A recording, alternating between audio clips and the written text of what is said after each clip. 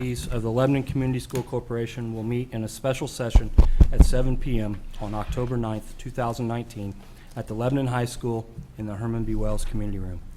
This meeting is a meeting of the school board in public for the purpose of conducting the school corporation's business and is not considered to be a public community meeting.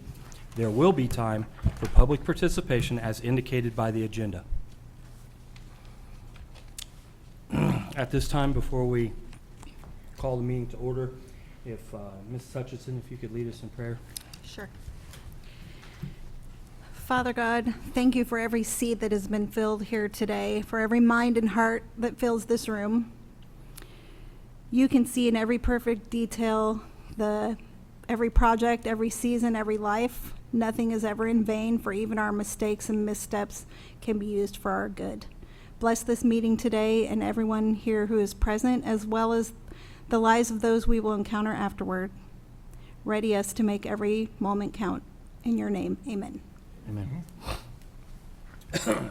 The Board of Trustees respectfully request that those guests and visitors in attendance to be courteous and silence their cell phones. Thank you. I'm going to call the meeting to order. Stand for Pledge Allegiance. I pledge allegiance to the flag of the United States of America and to the republic for which it stands, one nation, under God, indivisible, with liberty and justice for all. We'll do roll call.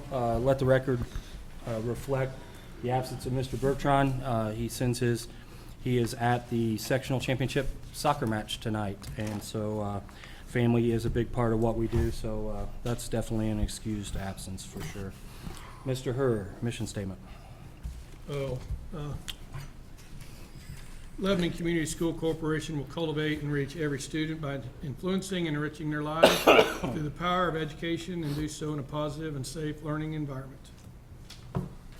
Thank you.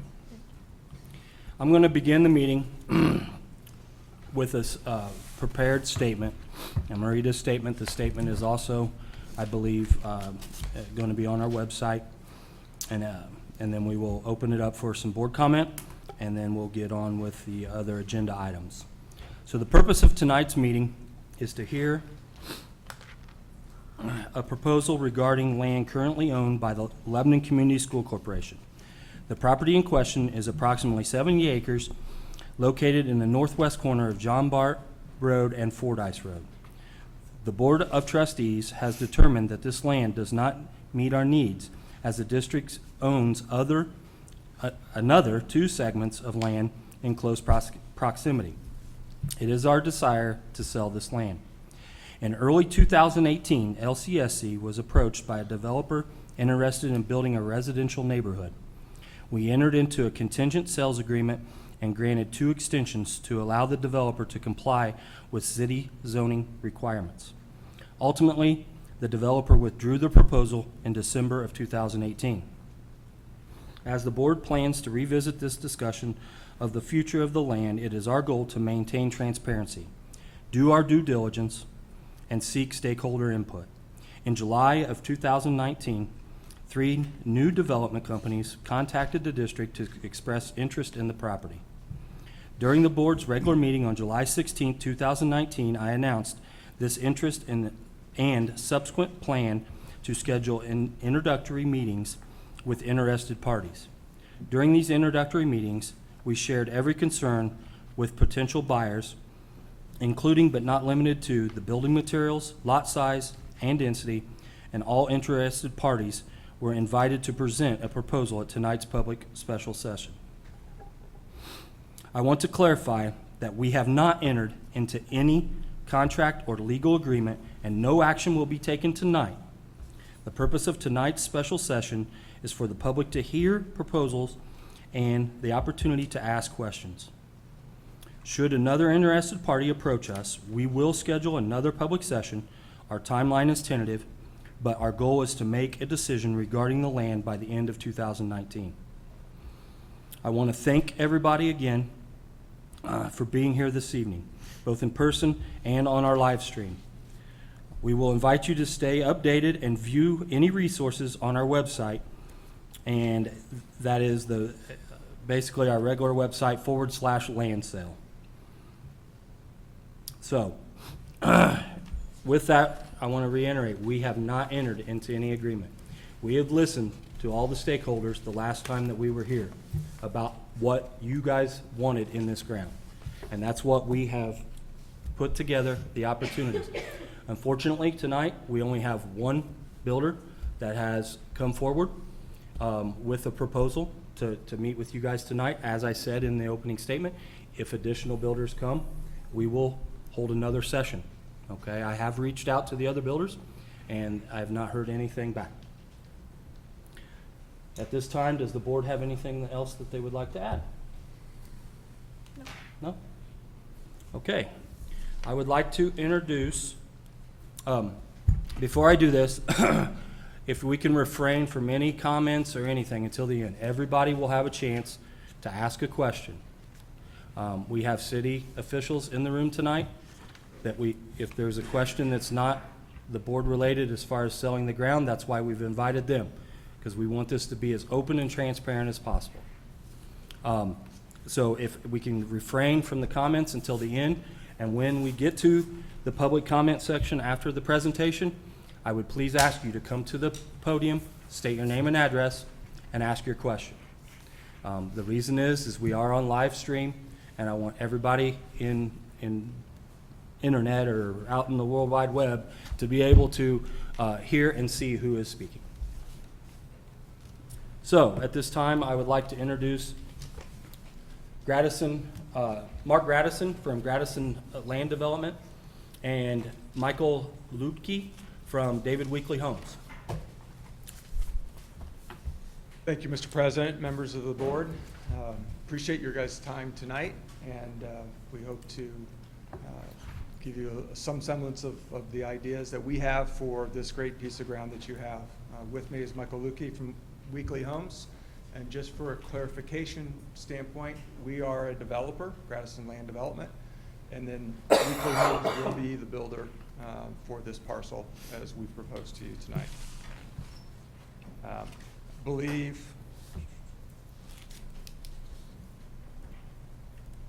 Everybody realizes the piece of ground that we're talking about, obviously, but we went ahead and did a little highlight for everybody, just for clarifications. It is south of the little wood line that is up there, kind of north of the property.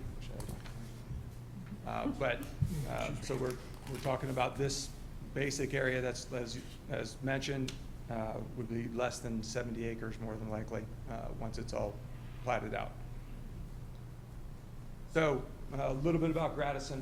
So Gradison Land Development is our company. We also have Gradison Design Build. We build custom homes, and we have been doing developments in custom home building and remodeling for over 30 years in the central Indiana area. My brother Joe and I are equal partners in it. We've had a family business that we've been part of, and our family has been architects and engineers and site work contractors for over 100 years. So we have plenty of experience from that perspective. We currently love Lebanon. We have really enjoyed our time here so far. We've been working in the area for about 2 years on 2 other developments called Sunbrook and Sunbrook Villas. And we have been very encouraged and really do like the direction of both the school system, the town, and the mayor, and where things are headed in this area. Your job growth, et cetera, has been fantastic. And we think that is great opportunity for your group as well as others in the area, and we hope to help provide that housing part of the equation that everybody needs to go along with the economic development. As mentioned, we've been doing plenty of projects in central Indiana and also in southwest Ohio. We are currently about 15 projects that we're working on right now from a development perspective. And as I mentioned before, we do have plenty of custom homes that we do. We just got finished up with Homerama down in Zionsville. I don't know if any of you had a chance to go through there or not, but it was a really good show. So at this point, I'll turn it over to Michael and let him talk a little bit about Weekley. Either turn us down or get in a position where you're speaking to us also. that better? Can you hear me? Is that better? Well, first, I want to thank each one of you for coming today. I got a chance to spend about an hour here before. I saw the football game right in my hometown, actually. So thank you for inviting us tonight, and thank you for having us. David Weekley Homes, we've been in business since 1976. David started the company with about $5,000. So him and his brother kind of grew it together. So he still owns and operates it. I see him on a quarterly basis. He comes up here twice a year. So we are the largest privately held builder in the United States, which means we're not public, so we use our own money most of the time, so we don't go out and we're not a big company that's shared on the market. So that's important because we can do our own things and that sort of thing. We opened up in Indiana. I came up from Texas, so if I have an accent, I apologize. 4 years, it's hard to shake an accent over that many years, but I came up here to start a division in Indiana in 2011, so we've been here for 8 years. We were also named National Home Builder of the Year in 2013. It's the second time by Builder Magazine, so that's, I think, an important fact for everybody to know. And we've been recognized, which I'm proud of this next part, my team is. We've been named to Fortune Magazine's top 100 companies to work for 13 times. We're the only builder, so that means our team members are happy to work for us, so we're proud of that. Last year in Indiana, I'm trying to be more local, we did about 137 closings, and our average sales price was $472. If you go to the IBJ, the International Indiana Business Journal, in the custom home building side, because our price range, we're in the top 3 there, and I think we're usually around 10 or 12 in total builders in size. So we're not the biggest builder, and we're proud of that. We're more of a smaller boutique type builder. We go into certain deals. We don't develop most of the time. We allow our developers so we can focus on home building, which I think is important. So we're going to be a home builder, not a developer. We don't want to fight the two streams. So I think we've got some slides of product we've built here.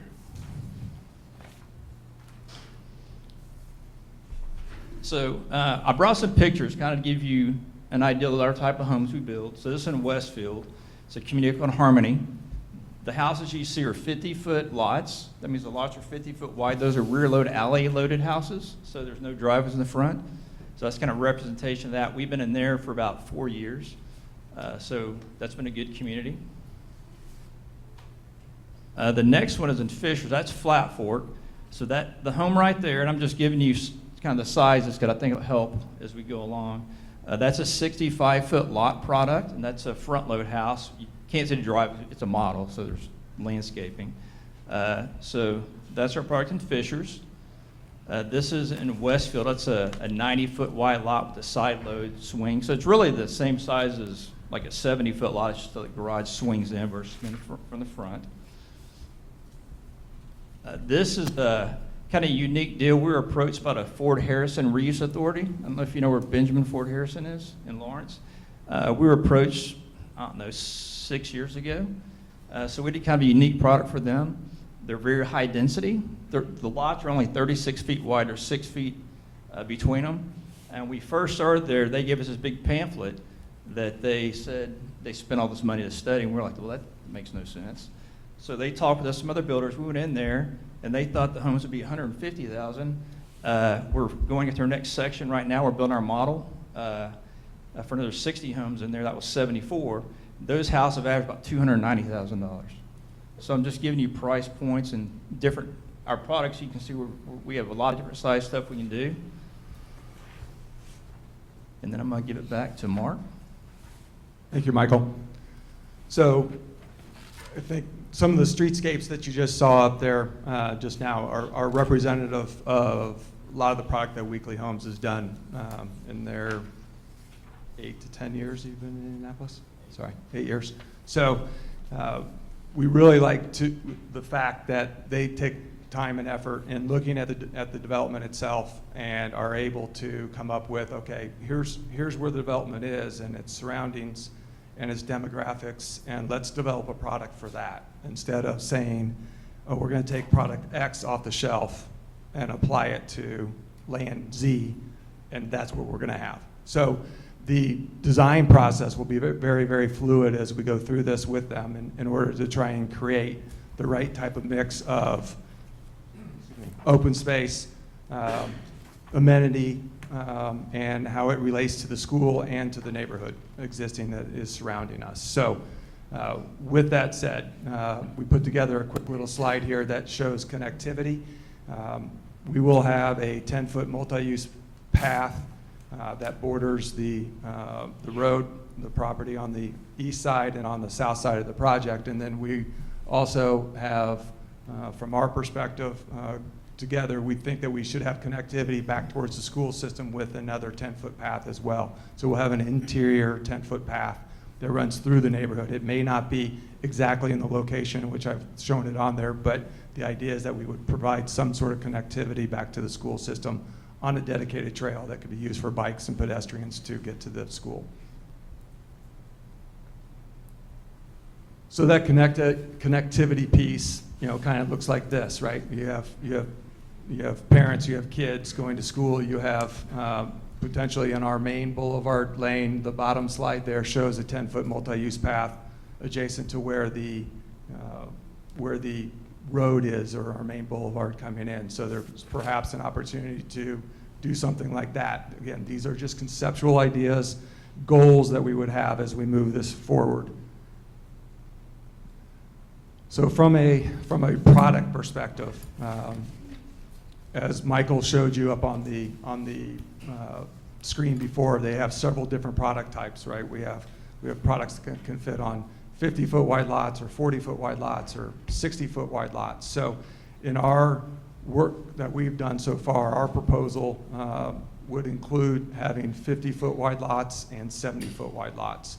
So in such, the purple or fuchsia colored part on the top of this bubble plan, if you will, would be a 50-foot wide area, 50 to 55-foot wide lots would be in that zone, and then we would have the 70 to 75-foot wide lots in the yellow color down below that.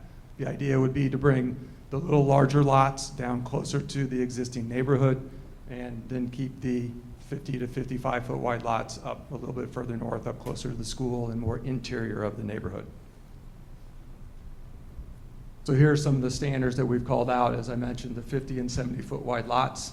Minimum square footages would be 1,600 for the 50-foot wide lots, and then we would go up to 2,000 square foot as a minimum square footage for the 70-foot wide lots. So this would have two different types of series of homes. So the 50-foot wide lots we're thinking are kind of a city series, right? Those are going to be a little bit more urban feel, a little bit smaller lots, a little bit more walkability involved with those. And then the 70-footers would be more of a traditional product, more of what you saw at Flat Fork on the slide before. So those are the ideas with the different products. All products then would still have a cement-based siding of some sort.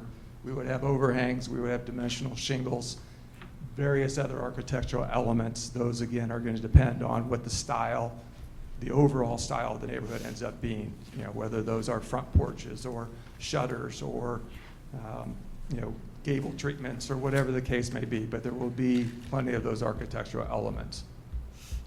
And then we will have 10-foot separation as a minimum between the homes. So no home will be closer than 10 foot apart throughout the entire development.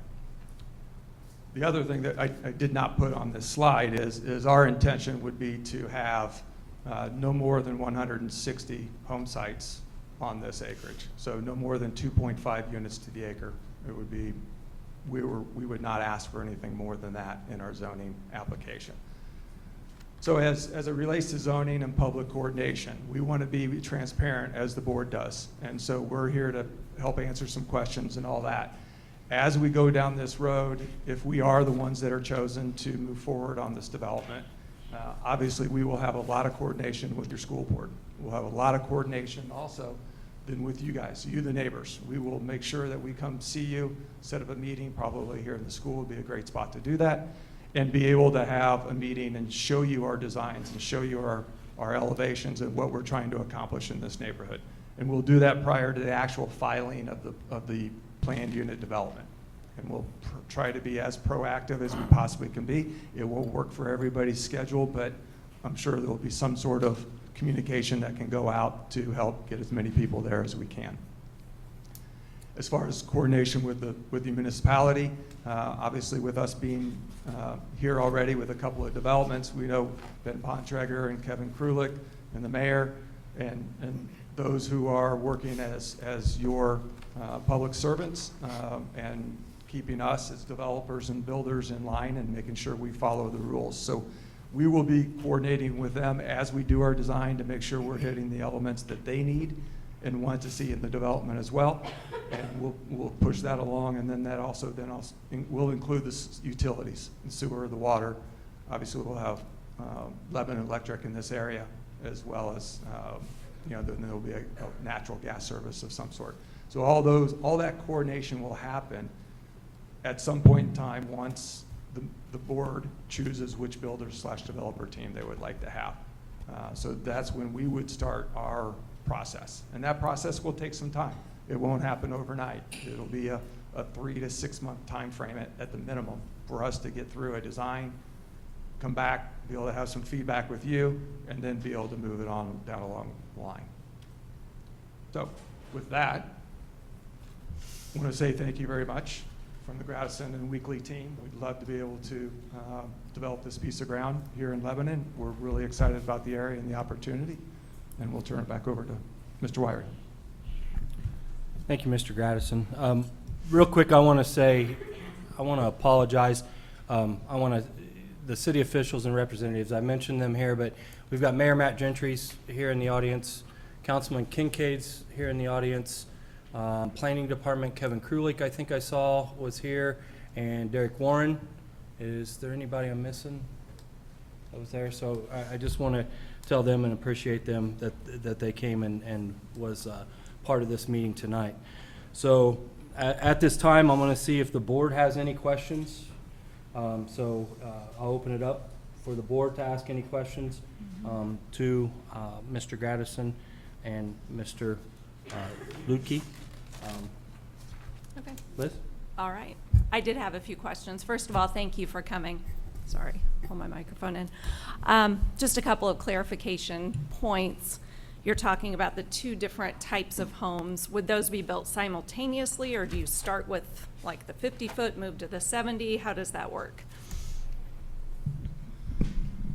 Is it on? Can you hear me? We would probably do some. We'd have a section, and we'd try to break it up. Me and Mark would coordinate that, because I'm the builder and he'd be the developer. But Yeah. I would typically would have a certain amount of 50s and a certain amount of 70s, because there'd be two different price points, two different buyer types. So we'd want some of each in each phase as we went through the So both development. products would be available Yes, ma'am. to start? Yes. Okay.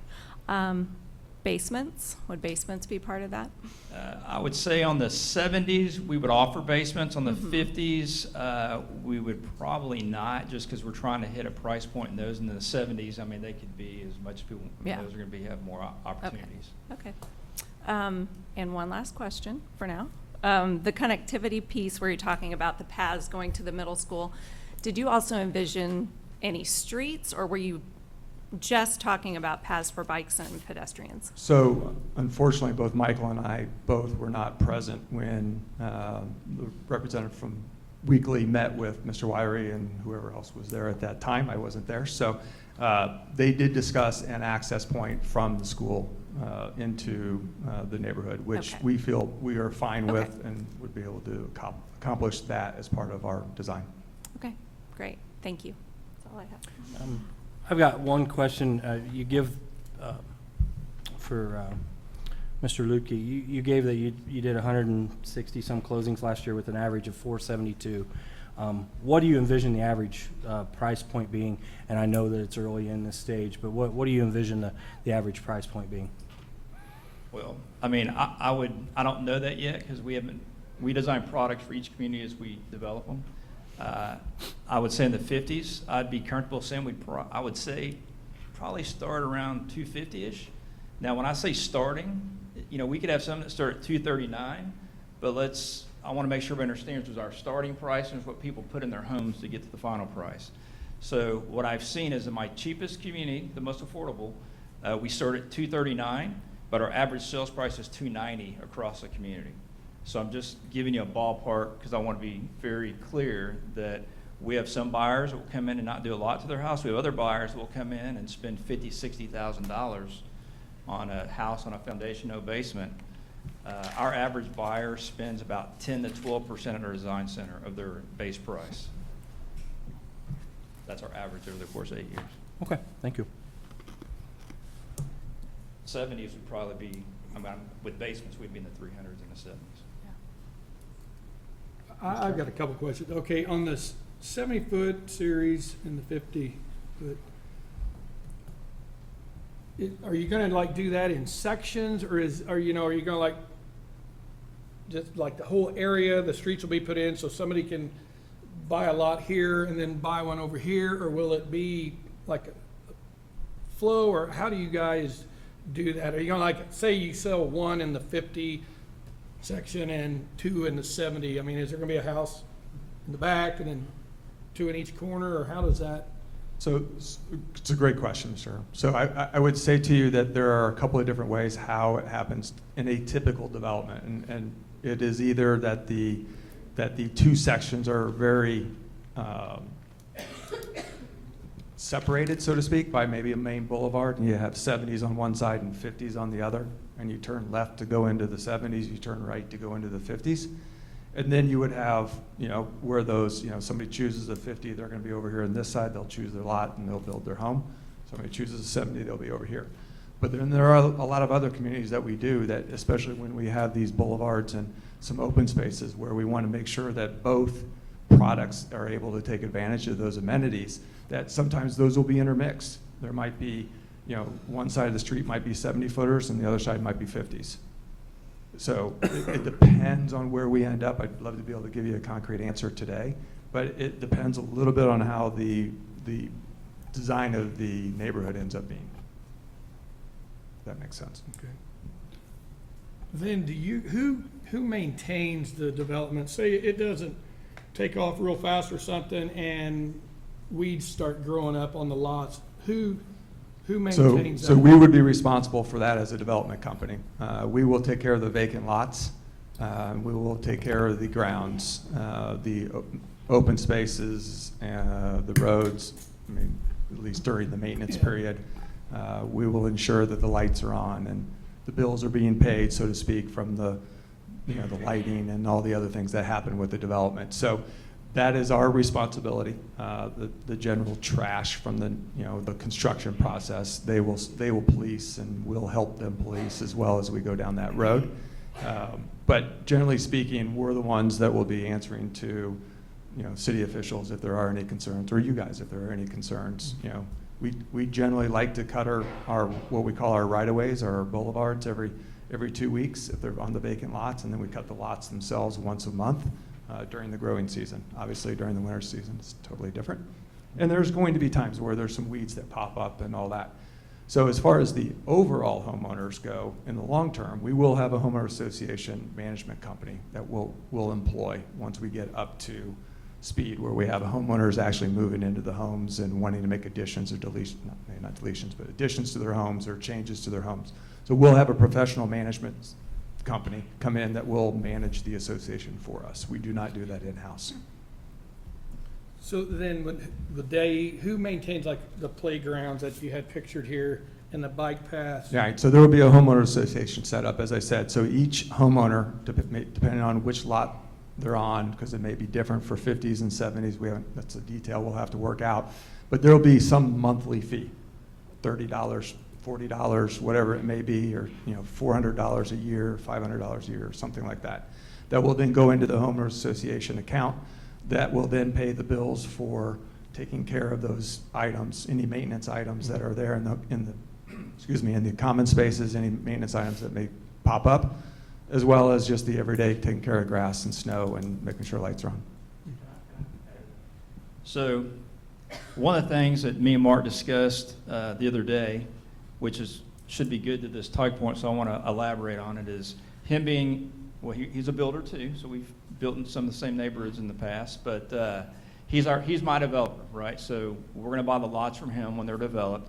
So the kind of the beauty in not being a big builder, like some of the bigger ones you might see on the billboards, we don't self-develop. So if I put 2 models in here and I'm spending, as a company, we're spending, $100,000 a month on models and people, and I drive through there and the lots look terrible, I'll mow the ones I personally own and my houses are on. But if I drive through and there's 40 lots not mowed, if I was a developer and a builder, I'd just call myself, right? Well, he's my developer. I'm buying lots and I expect the community to look good. So I'm telling you that because, I don't know if other people are going to come in, but that's kind of the beauty of him not being part of me. I'm going to hold him accountable for making that community look good, because even though we're both sharing the interest of the lots and everything else, we want to make sure that my storefronts that we man at David Weekley that are our name, we want to make sure our community looks good, and him being the developer, we have to be a partnership to some extent as we go through this, but there's also an accountability factor that I'm going to hold him to when we get into it, because we don't budget to mow a lots that we don't currently own. He owns them until we buy them. So that's kind of the beauty of the two working together separately, that we hold each other accountable in a different way. I have a question. Generally, how long does it take to build a house completely? And then are there any months when you cannot work at all? In Indiana, where we're located, we can pretty much build most of the year. There's been a couple years where it gets too cold to dig. The ground's frozen if it's cold for a long period of time. It's harder in the winter. It takes longer. I'd say our homes, on average, take 4 to 5 months. Sometimes shorter, depending if there's no rain and trade base is good. But typically, I think our build times are between 4 on a smaller home up to 6 to 7 months if we're building a $900,000 home. So that's probably 4 to 6 months is the range. Thank you. And do you have an estimate on how long you think it would take for this neighborhood to fill up and be built out? I know that's kind of a We haven't, crystal ball question, but Well, we have an idea of what we'd like it to be done. Sure. But, I would love to say and answer like, yeah, we'll be done in 2 years or 3 years. I really don't know. Our market, like everything else and everybody else's business, is market driven. If we go in there and it takes off really well, that's great. We can build and be done quicker and it'll look finished faster. If it's a slower grind, then it's going to take longer. I'd say in the 50s, we'd probably want to do about, the first year, because we got to get the first is the hardest. You're trying to get people out there and people have to know where it's at. I'd probably say 18 to 20 the first 12 months, because we're opening up models and getting people staffed and getting people to know where it's at. In the 70s, probably 15. So I'd say 30 to 40 homes a year would be our goal to build. yeah, okay. So in total, 4 years probably would be pretty close. It'd be 5 years total from by the time we break ground on the development until we get through the sales and the construction side of things. Mr. Gradison, you keep alluding to this boulevard kind of look. Is that similar? I've seen in some where you have one, and then you have a green space in the center. And I know that you're just now in the beginning stages of figuring out, how everything's going to fit. Is that what you're talking about boulevard-wise? I think boulevard for me is not so much having the island in the middle, or the middle part of that boulevard, as you're stating, as it is having maybe a little bit wider road. The homes, especially if we have that 10-foot trail on one side, maybe the homes are back off the road just a touch to help open it up a little bit. It doesn't mean there wouldn't be some boulevardy or islands brought into that. Some of this is going to depend on how we can align with the road up to the school and where we want that bike and pedestrian access to go. And so I think part of it is going to follow wherever the open space that has the winding trail that runs through it to eventually get to the school. And I think that's part of the design process that Okay. we'll have to get through. But you're big on open common areas. There will be common areas. Yes, within the absolutely. development. I can't give you a percentage today, but anytime we do a planned unit development within any city that we work within, specifically here at Lebanon, there are minimums that we have to hit from an open space perspective in order to gain the flexibility in the design for the neighborhood. On these homes where you called it a rear load garage, right? Is there gonna be like an alley behind the houses that you come in? We weren't, in that community of Harmony, we did rear loads, but that wasn't the plan for here. And there's a couple reasons. It takes a lot more space to put those homes in because you have to have alleys, and what you also don't see is they only have 15 feet to the curb. Some of the driveways, depending on where we're building them, can be 5 feet or it could be 20 feet based on what they need. And so our utilities are in the back, so they're a lot more expensive for a developer to develop them. So that was not what we had planned just because of the land use and the way Mark was designing it.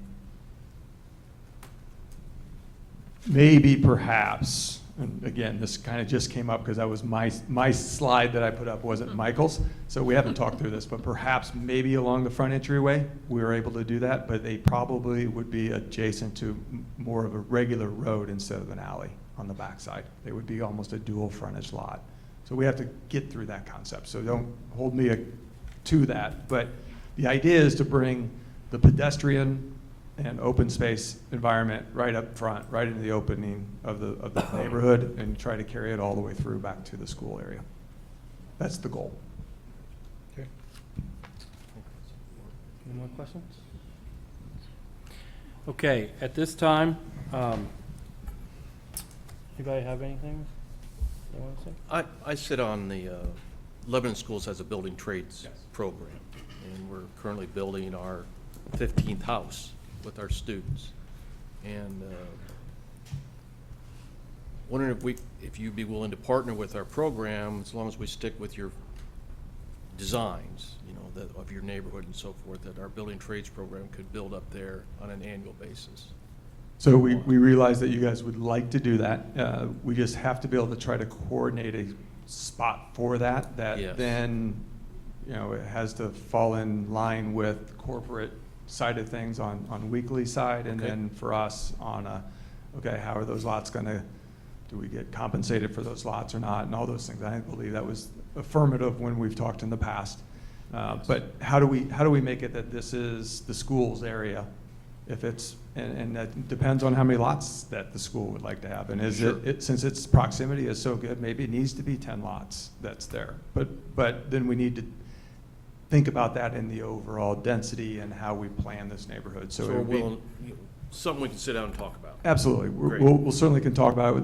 There's a few things that we have to jump through to make sure it works for both sides. Certainly. But yes, certainly amenable to having that discussion. Thank you. And I can piggyback on that a little bit. When we met in the introductory meetings, it didn't like we would want 10 lots. Just as your build out, so we only build one a year. So it would be just for however long that the addition is the build out last is what we were talking.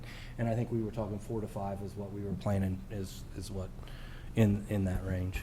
And I want y'all to know that my son, he just graduated from Westfield High School this past year, and he's actually took the Ivy Tech construction course. He was the first kid at Westfield High School to do it. We contributed financially, what David Weekly did. Ivy Construction for Texas A&M. So it's kind of, my dad was not a builder. He worked with Dow Pipeline. I don't know how I got in the home building. Because I grew up in a small farm town, and I think we had 2 homes built the whole time I lived there, Renee. So I personally like to be involved in the high school construction deal. I think it's kind of, in a lot of places, been kind of left behind. So me personally, I would like to be involved, whether it's me personally or through David Weekly, and we can figure something out, sure. Great. Thank you. Thank you. So at this time, we're going to open it up for questions from the public. I just want to remind that this is questions. This is not a 3 to 5 minute dissertation. This is just questions for the builders and the individuals of the board or the developers and the builders at this time. So, and a reminder, please state your name and your address.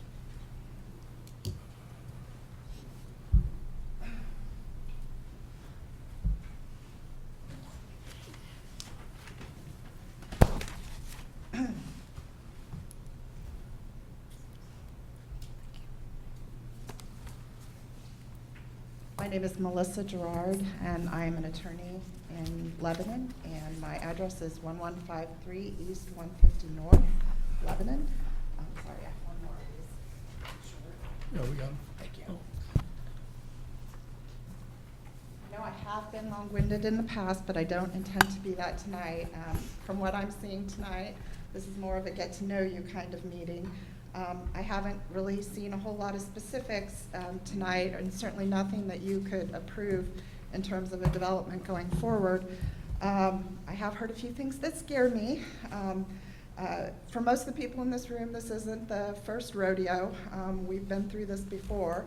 Some of these things don't even sound as good as what Lennar was proposing, and we didn't think that was good enough for this project. Even when Lennar was not proposing anything as narrow as a 50-foot wide lot, or the square footages that they're proposing are smaller. I've cautioned you all before, don't rely on pretty pictures. That isn't necessarily what you get. Number one, it doesn't sound to me like Mr. Gradison is going to sell all his lots in this development to Mr. Weekly, and he may sell to other builders. So we need to have written standards that will govern them. Then there's things that can happen. You know, the economy can go south, and developers can sell, and banks can foreclose, and you know what happens in those situations. The pretty pictures don't carry through. What carries through is the language and the standards, and that's what you have to worry about. I would just say, number one, before I start my comments, positively, unequivocally, absolutely, rear load garages onto Fordyce and John Bart Road are an absolutely horrible idea. We don't want rear load garages on John Bart Road and Fordyce. But other than that, I think I'd say, you know, this parcel, this property is not Sunbrook. We expect a little bit higher standards here. I appreciate you guys having this meeting. I appreciate the process improvement. I have a few suggestions. I think we'd like to be involved as things get to be more concrete and we can hear more specifics.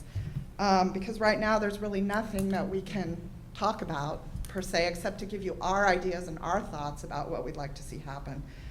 But at the very least, you cannot give the developer a blank check for any zoning or subdivision approval. You need to reserve the right to see any filing before they file it and to approve it yourself and to allow us to have comments, although it does sound like the developer's willing to include us in some of their design meetings, and here are some of our considerations. Substantively, I would say there is no reason to use a PUD on this property at all. The only reason that developers use PUDs on a property like this, which is not a mixed-use project, is to disguise the intensity and density of the project and ask for wholesale mass waivers from the development standards of the ordinances. That said, a PUD would only, I think, be acceptable to the neighbors as long as, number one, the overall density did not exceed the existing Morningside development, which sounds like they're at 2.5, we're at 2.4. So it sounds like maybe there's something to talk about there. But number two, all of the lots, I don't like separating it, top half is cheap stuff, bottom half is more expensive stuff. What they need to do is design the larger lots around the perimeter of the entire subdivision to buffer the neighbors who in all of those areas have larger lots than they do. So I think all of the lots along the perimeters need to meet the standards for SF1 as set forth in the zoning ordinance. And all other lots should at least meet the standards for SF2, and no waivers from any of the landscaping or architectural controls in the ordinance. Those are intended to be a baseline, to be a floor. They are not intended to be a ceiling.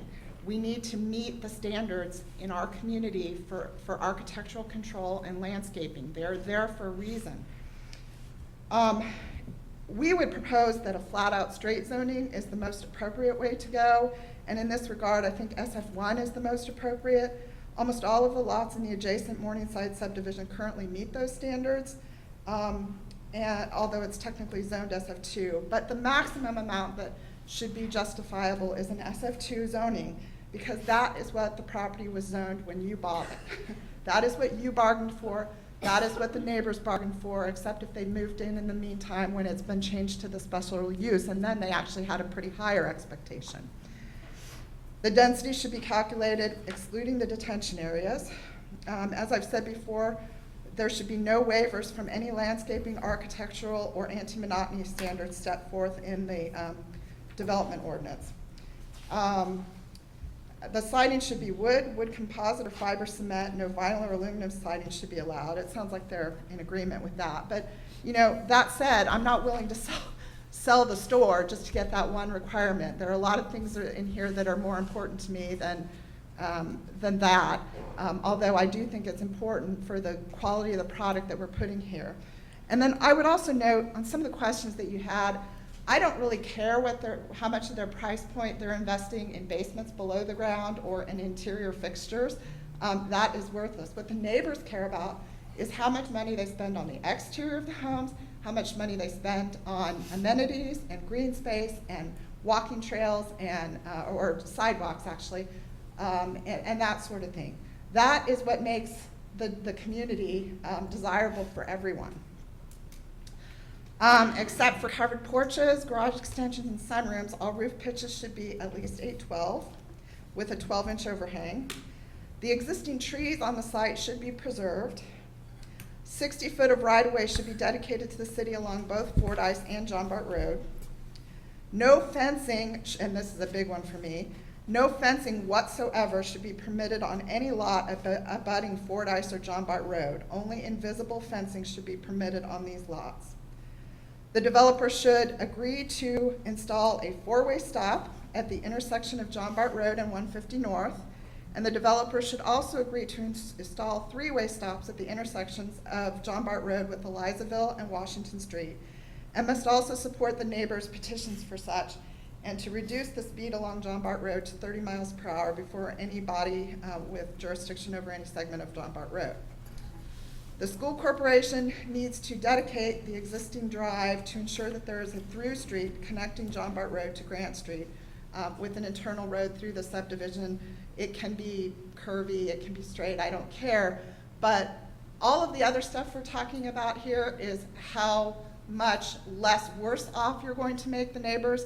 This is the only thing that makes us better off, is having a connection from John Bart Road to Grant Street. That is absolutely the only thing that anybody in this room is going to get as a positive out of this kind of a development.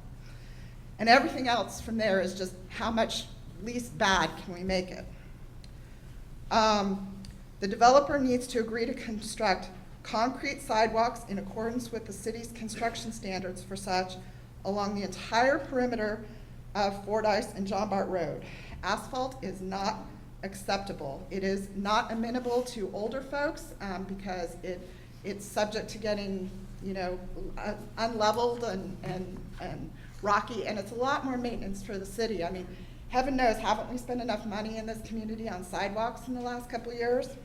There's no reason to invest more or to set ourselves up to have to invest more in the future when these asphalt deteriorates. The school board and the developer need to record a written commitment, and a simple limitation in the covenants is specifically not sufficient, prohibiting rentals and requiring all units to be owner occupied. All of the above grade elements of the lift station on John Bart Road, and that's where they'll have to put it, it's the drainage and the topography that dictates it, need to be enclosed in a structure and landscape such that the structure is not visible from John Bart Road. Any access drive to the lift station must be from an internal subdivision road, and specifically not from John Bart Road. When the project abuts a county zoned R1 parcel, it must meet the buffer yard D as set forth in the Boone County zoning ordinance, and these standards should be attached to any rezoning ordinance and incorporated by reference. That is the only way to protect the expectancies of the county citizens abutting this parcel. In addition to the anti-monotony standards specified in the Uniform Development Ordinance, the developer should commit that no single front elevation will be constructed on more than 10% of the lots, and that an aggregate number of one-story elevations should not exceed 30% of the proposed lots.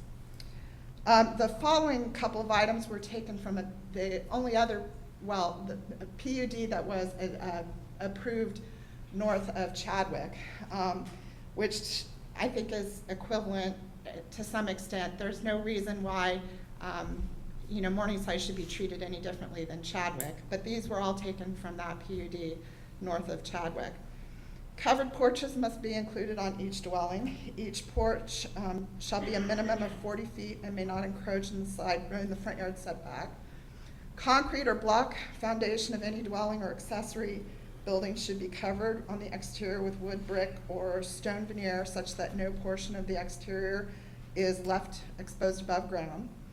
A broad palette of colors for finishing materials should be required. We don't want to see 3, 4, 5 tones of beige. Where permitted, fences may not encroach into any required front side or rear yard setback. When otherwise permitted, because I put that because we don't want any fences along John Barber or Fordyce. Fences should be painted or opaquely stained wood, PVC, or decorative metal. Fences of bare wood or transparently stained wood, chain link or powder coated or vinyl coated chain link should be prohibited. Patio enclosures in the permitted building area of a lot may not exceed 8 feet, and if so located, the maximum height of the patio enclosures should be 6 feet. And all of these standards that I've laid out should be written in connection with written commitments in connection with a zone map change pursuant to the statutory citation I've cited to you here. So I think we have a lot to talk about, and I'm glad we're having this conversation. I'd like to be a lot more involved in the conversation. I know you would like to sell, but we have interests and expectancies too. We are not your enemy, but we're trying to get a good product for you and for the community. And I know you have capacity issues, but honestly, if you design a step-up product, you're going to start filling capacity at the middle school and high school, which is where you really have it, instead of at Central, where you don't have it. And so I think that's kind of what I think you'll be better off in the end if this turns out to be a step-up product instead of an entry-level base product. And also, I mean, I've told you this a number of times, seeing a bunch of pictures, most every builder, most every developer in the Indianapolis area has a range of products. They have a lot of different products. So just because you see a nice house in one community doesn't mean that's what you're getting.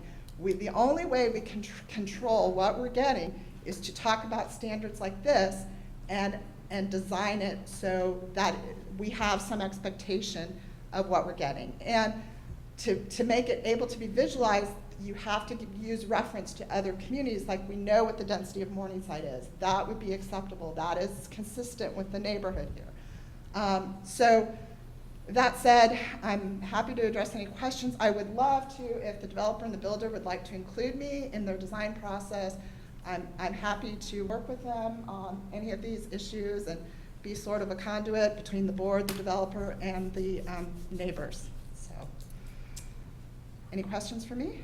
I just want to make one statement. Okay. I disagree 100% with one thing you said, and I agree 100% with one thing you said. They are nothing like Lennar is. Oh, we're right. I didn't say they were, and in fact, I'm encouraged because it sounds like they're a little more custom builder. But what I said was that a couple of the numbers I heard tossed around tonight, like the 50-foot wide lots and the square footages, were even worse than what Lennar was proposing. Okay. And one thing that I 100% agree with you is we do have to have connectivity to Grant Street. Yeah. That's a safety thing, and that needs to happen. So that's all I. And honestly, being like Lennar isn't a bad thing for me. I mean, I didn't think Lennar was bad in the first place. They're great people. They used to be clients of mine when they were Ryland. They just had a different idea for the type of product that they thought Lebanon was suitable for than what we did. What we all know is the market here. Lennar is a good company, and I don't feel like they pulled a bait and switch. I felt like they were acting in their economic interest. That's what they're supposed to do.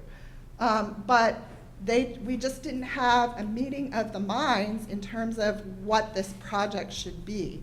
And that's what I want to make sure that we have this time, is a meeting of the minds, and we understand what product we're getting and what this market will support. And I think we all agree that this is a special piece of property in Lebanon, and it can support higher end development than Sunbrook, and probably many of the others that we have going in Lebanon right now. So, thank you. Thank Any you. other comments, questions? Do you have any questions? No. I just wanted, there really isn't enough to ask questions about tonight. I just really wanted to give sort of our position. We heard what theirs was. And, you know, we're exchanging ideas here to see if we can find common ground, I guess. Okay, thank you.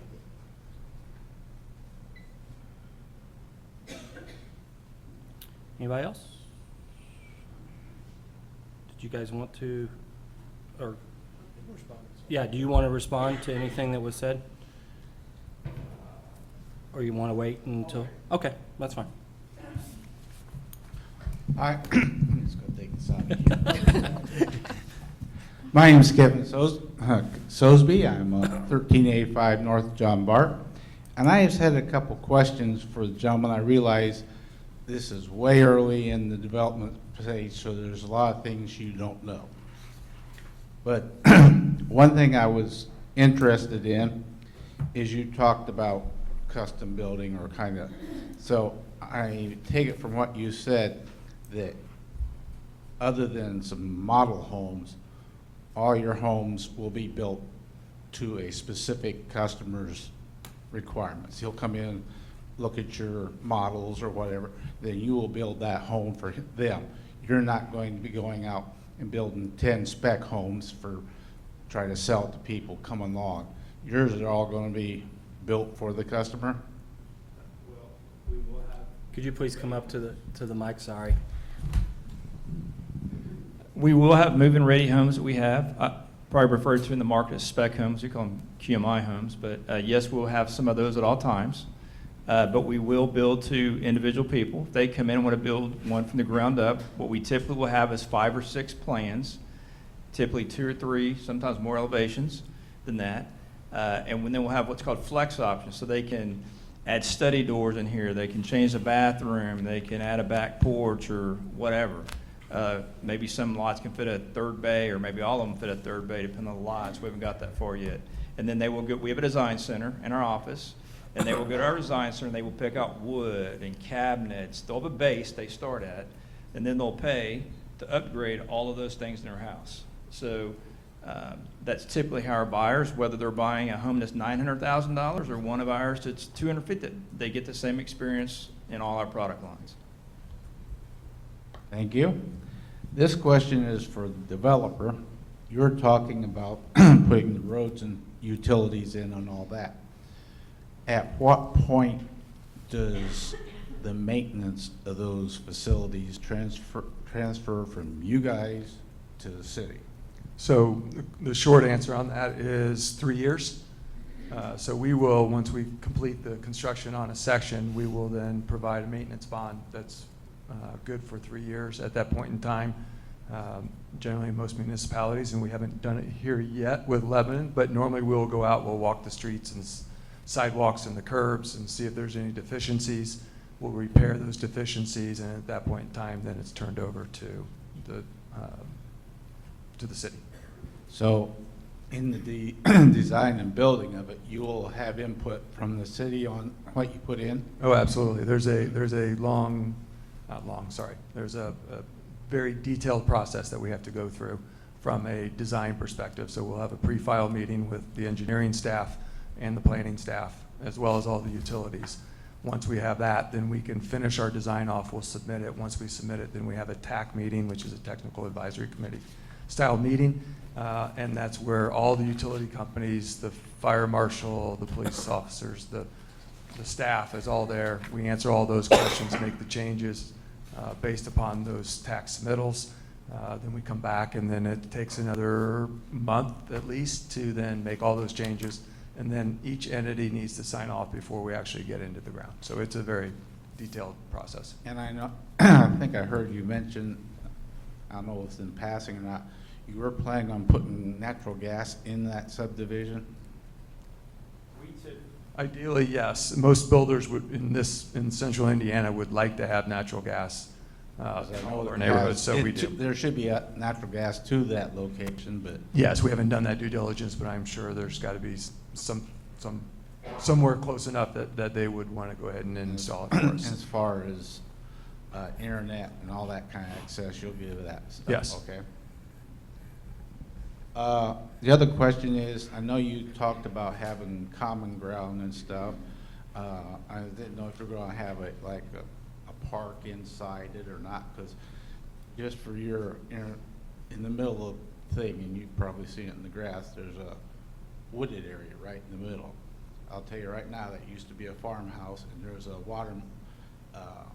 old water mill or windmill with cement foundation, and you got trees and stuff. You know, that may be a great place for a park. Right. I mean, those are things that we look at the elements of the ground and try to determine where our detention facilities should be, where our park and open spaces should be. And it's where in our the center connections should park, be. right, literally, almost in the center of the Right. land. So that's the only thing I had. Thank you. Thank you, Mr. Sosby.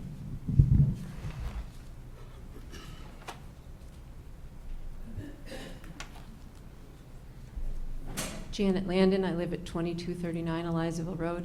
I have one question to the school board of, I may have missed it, what is the plan for Central as far as, I know when my kids left Central, we had all the little trailer things attached, and if people are coming in and we're building housing here, it seems to me that Central needs more room. Back every time I passed that land, I always thought, oh, well, I guess maybe someday Central would move to the land that we're talking about now, and they would do something else, or you might sell that land. So is Central in a position that if these all houses come in, that then we're not going to go, oh my gosh, what do we do about Central now? So I'm curious about that. That's a very good question, and we are currently working on that. At our last board meeting, we have a demographer that's working on some demographics of our school boundaries. And when that study comes back, we will probably be having another public meeting, hopefully before the end of the year. I'm not sure if that, and that's going to help us determine some of that. We do have land that is just north of the church, and I believe can somebody put that up? We've got a map that shows where that land is. It's just north of the church on Elm Swamp Road, between Auburn Meadows and the church. There's 15 acres there that we have in the back of our heads have thought of the new Central That's being where- located okay. there. All right. And so that thought process, it's a very good question, but we have thought about that. We've had that in the planning stages. When this demographic study comes back, then we'll start putting some more concrete things together to be developing a master plan for that growth. Because we do know that there are some growth issues there at Central that we're going to have to address.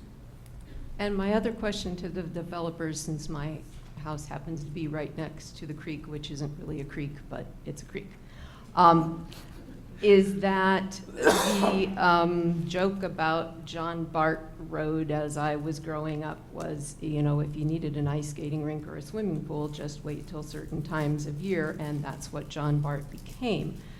The nice thing is if you develop that land, that particular land won't be flooding, but my concern is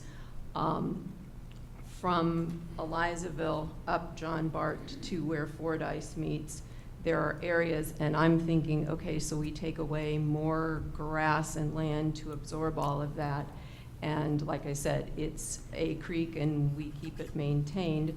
I've watched it get very close to flooding, and I'm just curious about how, so that we're not ending up messing up all of the people's houses that, and so I'm just curious as how all that would work, because I'm not considered city. I'm on a well. Right. We still have to take care of you, though. Um, So That's good. I hear what you're saying. I've got a sump pump you can work on there. So, and I'll Part of address it, this right? for everybody, because it is always a question as we go through the zoning and planning process that we have to address. And our state, our cities, our towns, the federal government have so many regulations as it goes to stormwater control, stormwater management practices that we have to follow on a day-to-day basis. The builders have to follow it, we have to follow it, and your city has to follow it. So it all comes down really to us, for the most part, and the builders, to make sure that we engage a proper engineer that we can do the design, and we have to manage that stormwater on site. So that stormwater is taken into account in its current state.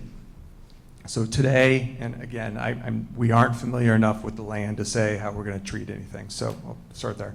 But our engineers will survey the site. They're a lot smarter than I am. They will go in there and determine what the current flows are, where the drainage basins are that come to us, where our discharge needs to be, and also then what our detention rate needs to be, or how much time we have to hold the water on our property before we release it.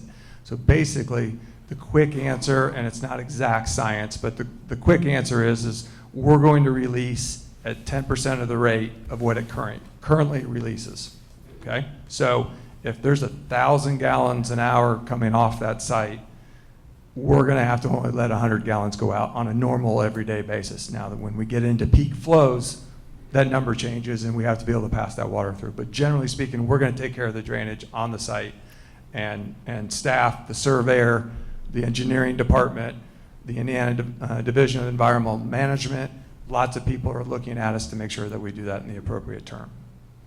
I was just going to correct it because, and I realize you haven't seen the topo yet, but I have, and I know the area. And the part that she's talking about on the north part of John Bart Road doesn't even drain through your property. It's going to require concessions from the city and the county to fix that. We'll get into, as we get farther into that, then we'll be able to Literally, understand that better. I am your discharge point. I mean, seriously. But the part that she's talking about is, it's up north and there's a ridge and it doesn't drain to you, but it still floods and that road is hazardous. That's what. And that'll be beyond what we're doing at that point then. You can't represent to these folks that you're gonna fix that problem. Well, because okay. you're not. Sorry. Anything within the area coming towards us, whatever drainage basin is coming towards us, should only be, it will only be better than what it is today when we get in there to start our work. Because we will have to take care of that water and manage it through our site. And that means we'll end up having to hold it, and more importantly, the downstream people, not so much the upstream, but the downstream people will be the ones that see a big effect, a big positive to us being there. Okay. Any other questions? Yep.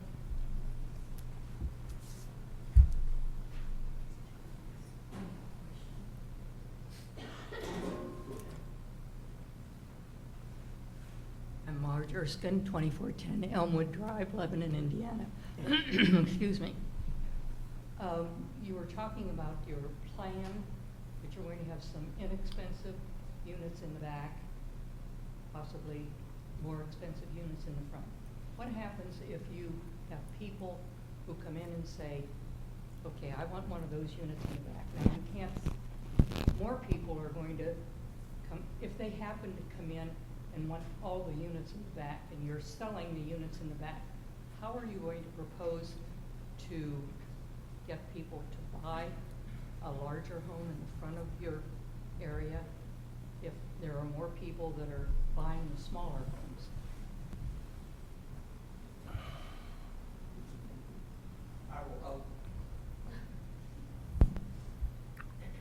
Do you know what I mean?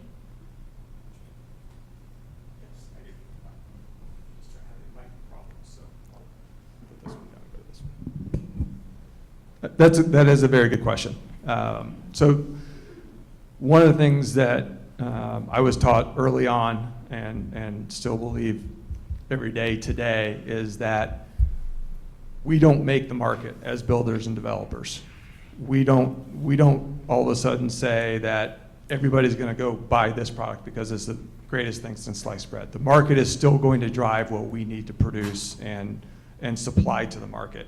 And so in that, you know, and there's been a lot of studies recently, specifically, that the market has changed dramatically over the last 10 to 20 years.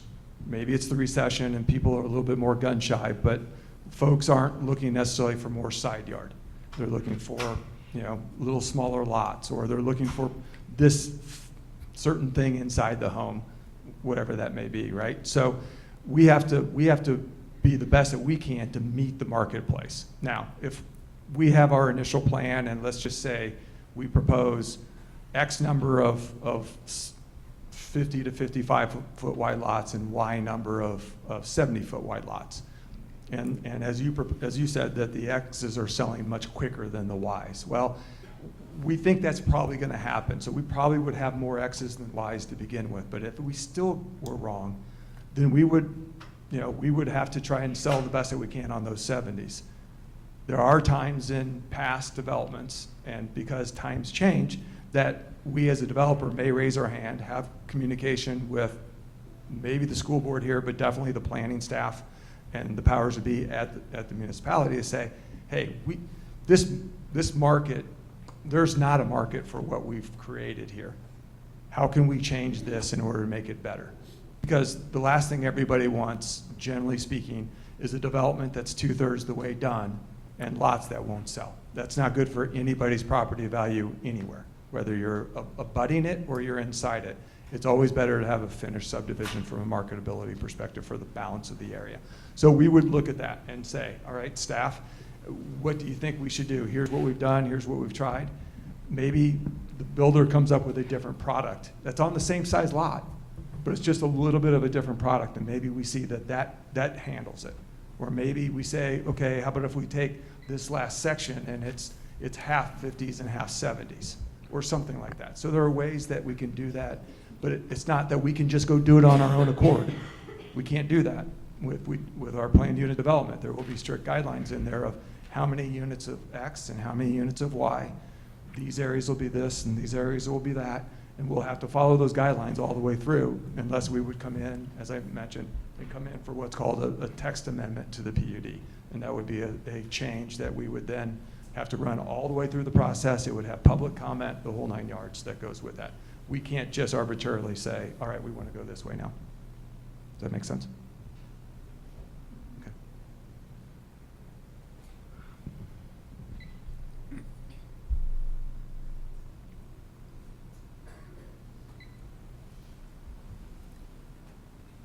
Thomas Fry, 1010 John Bart Road.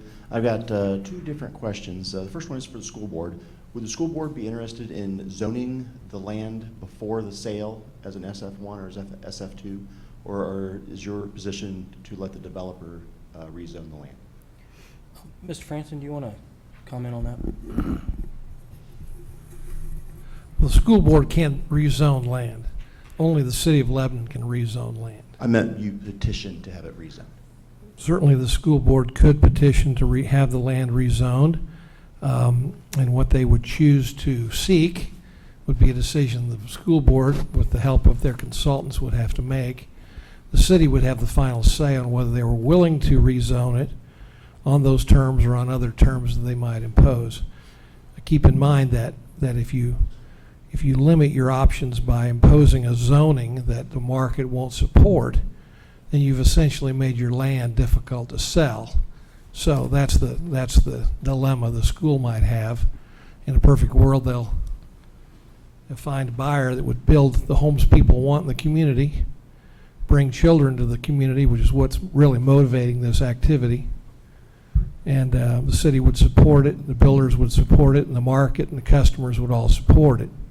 But nobody knows what the future holds, and nobody knows what the economy is going to do. And so the builder has to invest money and build roads and make commitments and hope that somebody comes along and wants to buy homes in that development. And it's very uncertain, and under the best of circumstances, it's a risky business. But to answer your question, certainly the school board could do that. We talked about doing that several months back. And I think at the moment, I don't think the board has made a final decision. I think they'd like to sell the property.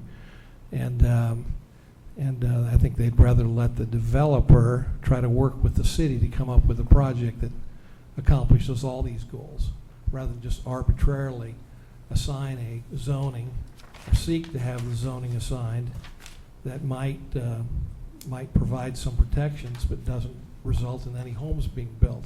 So that's the balance. Same question to the developer. If the school board did have it rezoned to an SF1 or SF2, would you still be interested in proceeding forward with a project here? I can't honestly answer that because I don't know the SF1 and SF2 well enough to know if we would be able to fit within that. My initial reaction would be no. You don't develop in those often enough to know the zoning codes on this? We generally will work within PUDs in most districts in which we go to do a rezoning. It would be towards a PUD or planned unit development, not a typical straight zoning process or straight zoning regulation. My last question is for the builder. If you drive up and down Elizaville Road and John Bart Road and down Fordyce Road, all the areas there, Sunnyside and all the other developments, Morningside, I'm sorry, all the other developments that are right through there, you'll notice that almost every house there is almost 100% brick. I mean, there are differences in the amount of brick on their houses. Some of them just have it around the edge. Some of them are, like I said, 100% brick. But there are brick on almost every home you'll drive by. Is brick a possibility in some of the finishings on these houses? I mean, anything's an option, but you know, we are market-based. I mean, that's what's hard about our job. If you went back prior to the home building recession, most places all over the United States were all brick. When we came out of it, I think it was HGTV started getting real popular, your Pinterest, all these things, your phone. Well, if you look at them, the market today isn't all brick. It's siding with colors and different trim types. So that's, you know, it's like cars. The car I had today, and I drove a truck, it's not the truck I had in 1986 when I bought my first Chevy Silverado in high school, which was $8,000 with a bench seat. My truck today is like a BMW or Mercedes inside. It's not even a truck. The body's a truck. So, you know, we have to build to the market. It's kind of like computers. Your phones, your computers, they've changed over time. And, you know, to be fair to everybody, my home I live in is 50 years old. I have an old farmhouse I redid, okay? But I've lived in new homes as well, obviously. And it's all brick, but it's different. There's good things about it, and there's things about it that I would rather have a new home, like efficiency and all the other things. So we usually have some brick or stone types on our home. Depending in which community and what we do, it can have more or less.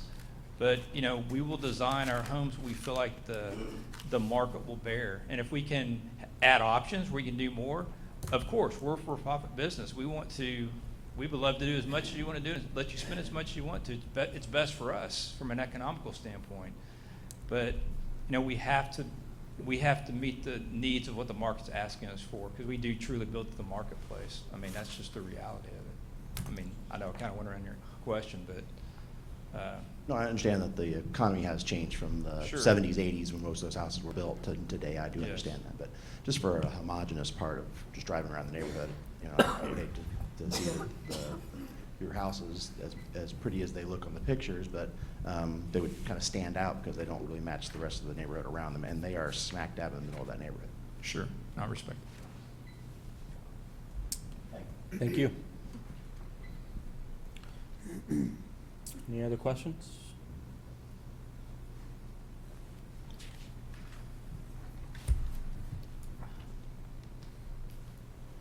Hi there, Hannah Myers, 1575 John Bart Road.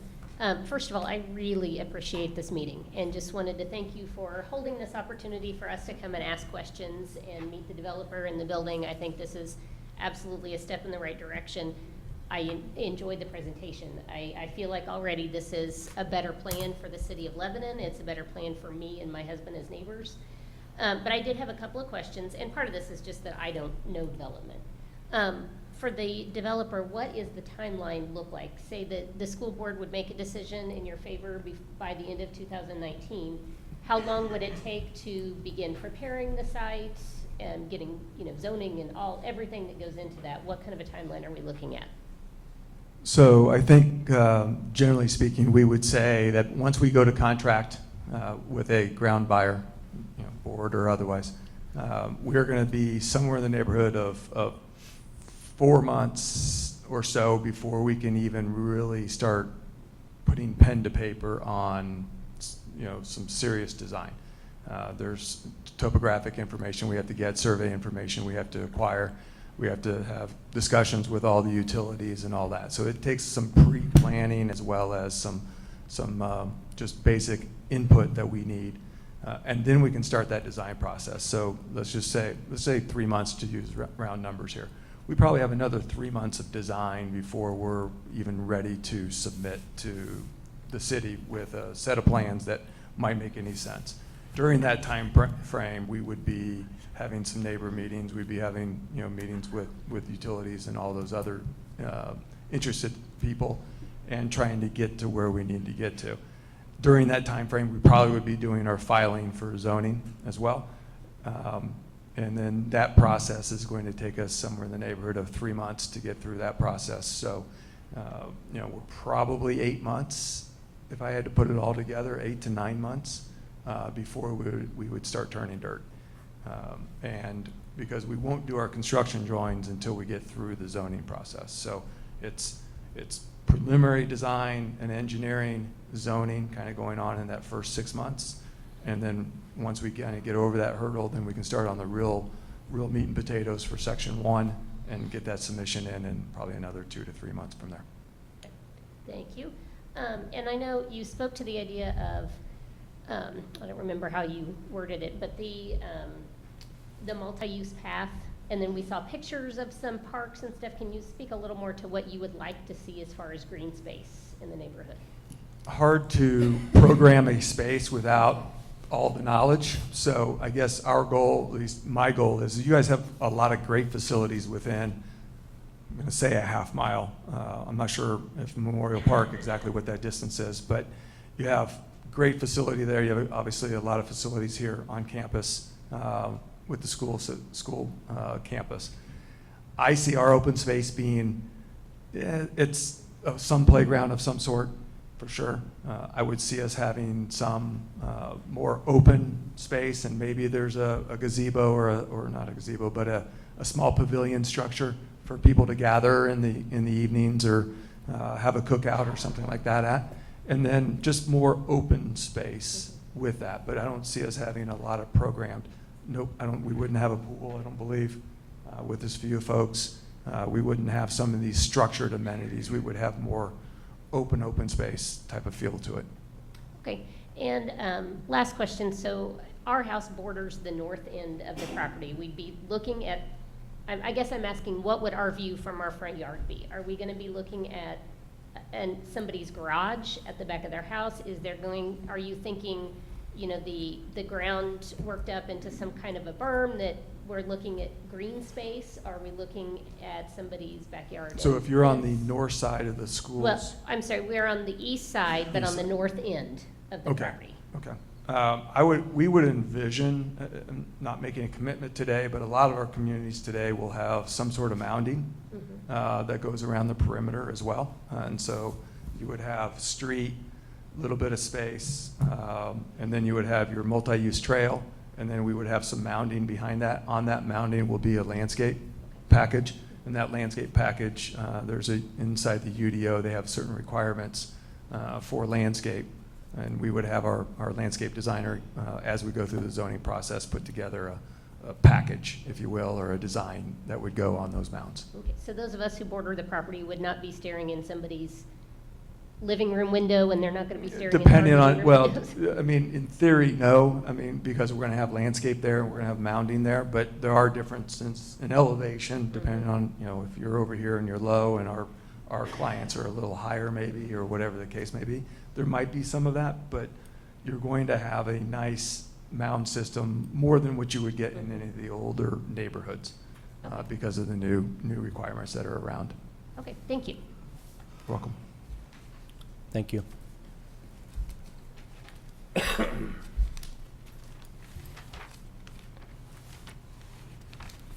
Joe Harrison, 930 Millerwood Drive. When you're talking about mounding and the walk paths, you keep referring to John Bart and Elm Swamp, or the two. What about the west side of the development? So with the west side, again, we haven't had a chance to do any planning, sir. So I can't tell you exactly what would be there. I don't know. I believe there's a little bit of a tree line there. I don't know where the property line actually is. I can't tell you where the drainage goes yet to know where mounds can be and can't be. in those type of locations. So we would. Is it safe to say that whatever you do on the east side, you do on the west side? No, it wouldn't be safe to say that because because we're talking about space and right-of-way and trail.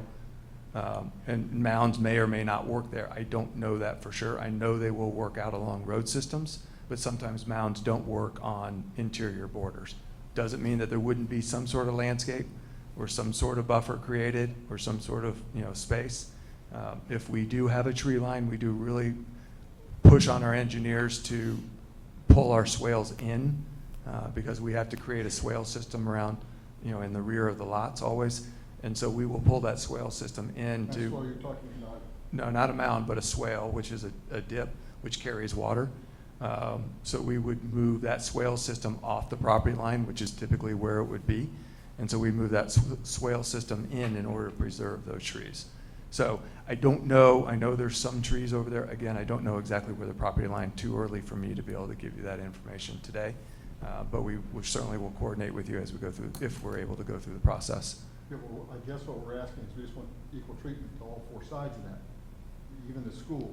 One of the concerns originally was when people pull into the school, they didn't want to be seeing the vinyl village setting out there. They wanted to see nice homes. We won't have a vinyl, right, we won't have a vinyl village, so, we will be using a fiber cement product. But I understand what you're saying, but I think we just, too early in the process for me to give you a good solid answer, sir. Thank you. To go off his, I think what he's asking is because Miller Woods is to the west of this property, a lot of the surface water goes into the woods. So I think that's what he's asking about. And that's part of the reason why I can't Right. give a definitive on whether we can do a mound Sure, and landscaping right. over there. But there's drainage Because I know there's issues on that drainage issues side. that are there. And Sure. I don't know where that property line is and versus the low space and all that. So if we can provide some buffer or if we can provide some space, yes. I mean, we always will try to do that the best that we can. But there are times that it doesn't work because having mounds in a drainage area doesn't work typically, so. Any other questions?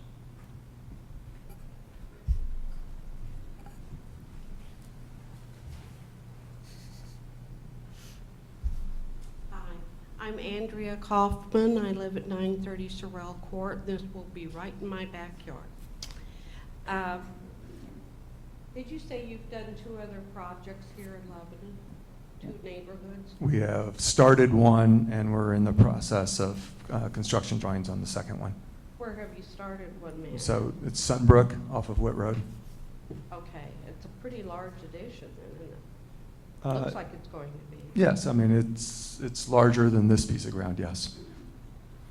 Okay. That's what I wanted to know.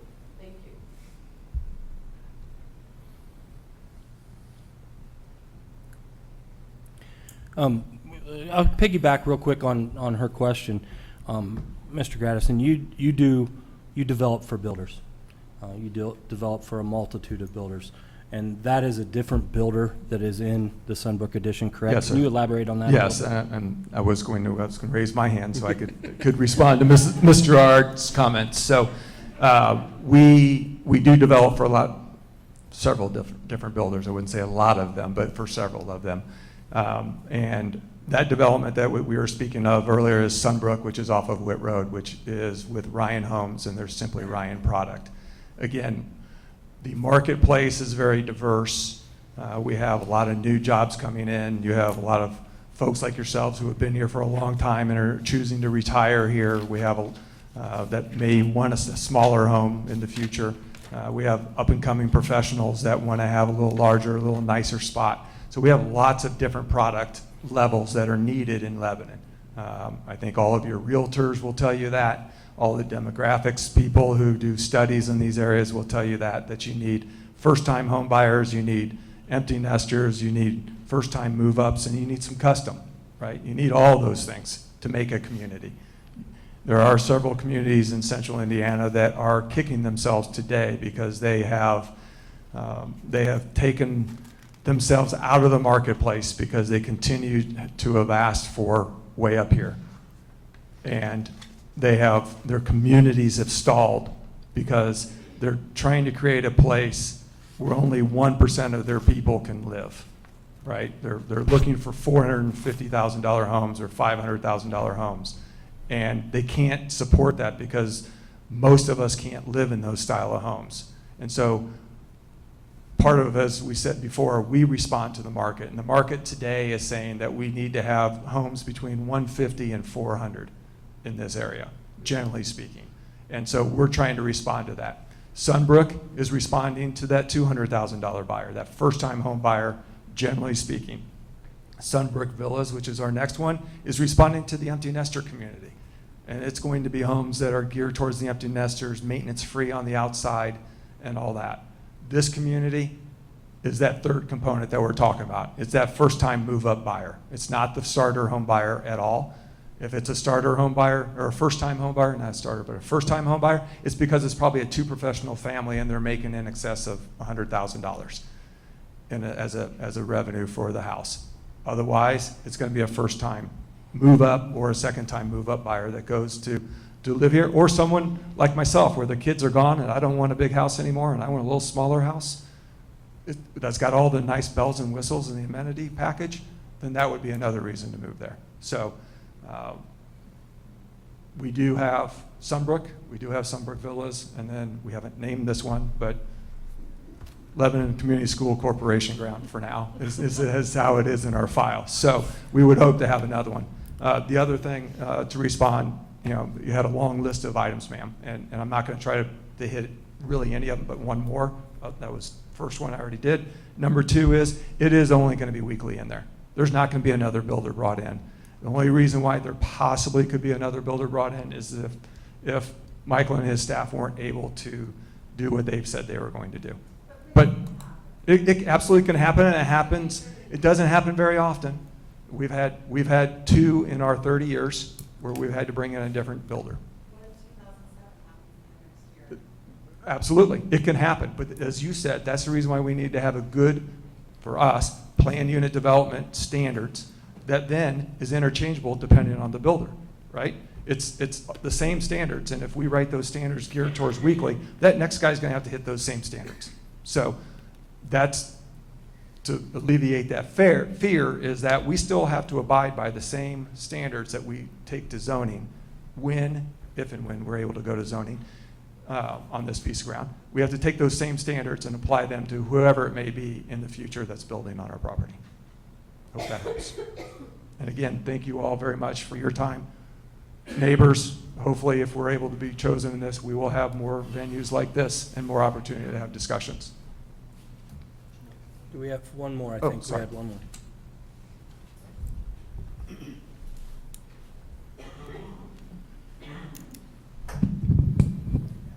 Kevin Sosby from John Bart Road. This question is to the board director or school board. What's your plan going forward? Obviously, we have one builder here tonight. Are we going to try to get the other two builders come in and make a similar presentation to us?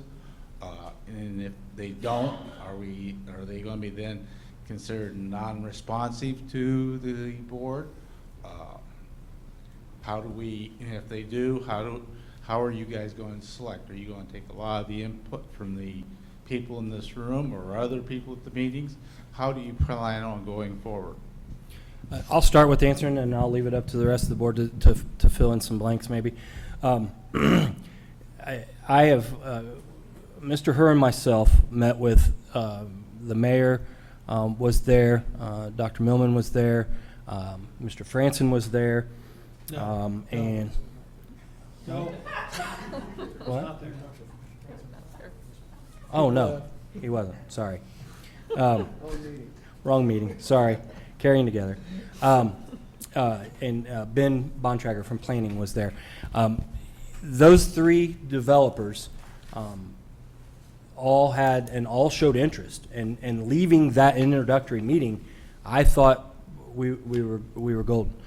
One of them I know has went through some changes, and I've reached out and got the new contacts, and they were, yes, we're still interested, and they have been emailed, I would say at least 3 or 4 different times with no response. So, and at the latest, I think they were emailed last 2 days ago? Yesterday, with no response. I think the third one, I think the third one has probably moved on, but I think that we still have a chance for probably one more to come. And if we do, and I plan on reaching out again, and if we do, then we will be having the same meeting, just like this, with them and the fair shake in the sale of the ground. If they do not come forward, then that's going to be up to the board to come up with what exactly do we want to do at that point. And I think that your input is very important because we're taking your input. Obviously, we listened to you from the last time, and we're going to listen to you again. And I think that that's the important. Are we going to agree with every single thing that's being said? No, not everything will be agreed upon. But the thing about it is I think that we represent a pretty good demographics of our community that we can make a solid decision off the input. I've taken massive notes last time and this time, and so that's where we would make those decisions. Hold on one second, Melissa. I want to have the board respond to if they have anything to add with what I just said. I would just say that we have stated by the end of the year, but just please keep in mind that's a tentative timeline. We'd like to keep the process moving. We don't want this to drag on and on. We want to allow these other developers, if they do want to come back and present, to give them that opportunity. But at some point, we'll have to say, we can't wait any longer. We need to move forward. But that's a tentative deadline, so please don't see that as a set in stone. Can I ask if we have listed this with the real estate agent? And if not, why? Because it seems to me we vastly increase our chances of finding a true custom builder, because those are little guys and little developers, and you can't just look on the internet and say, okay, Lennar, okay, David Weekley, okay, Fisher Homes.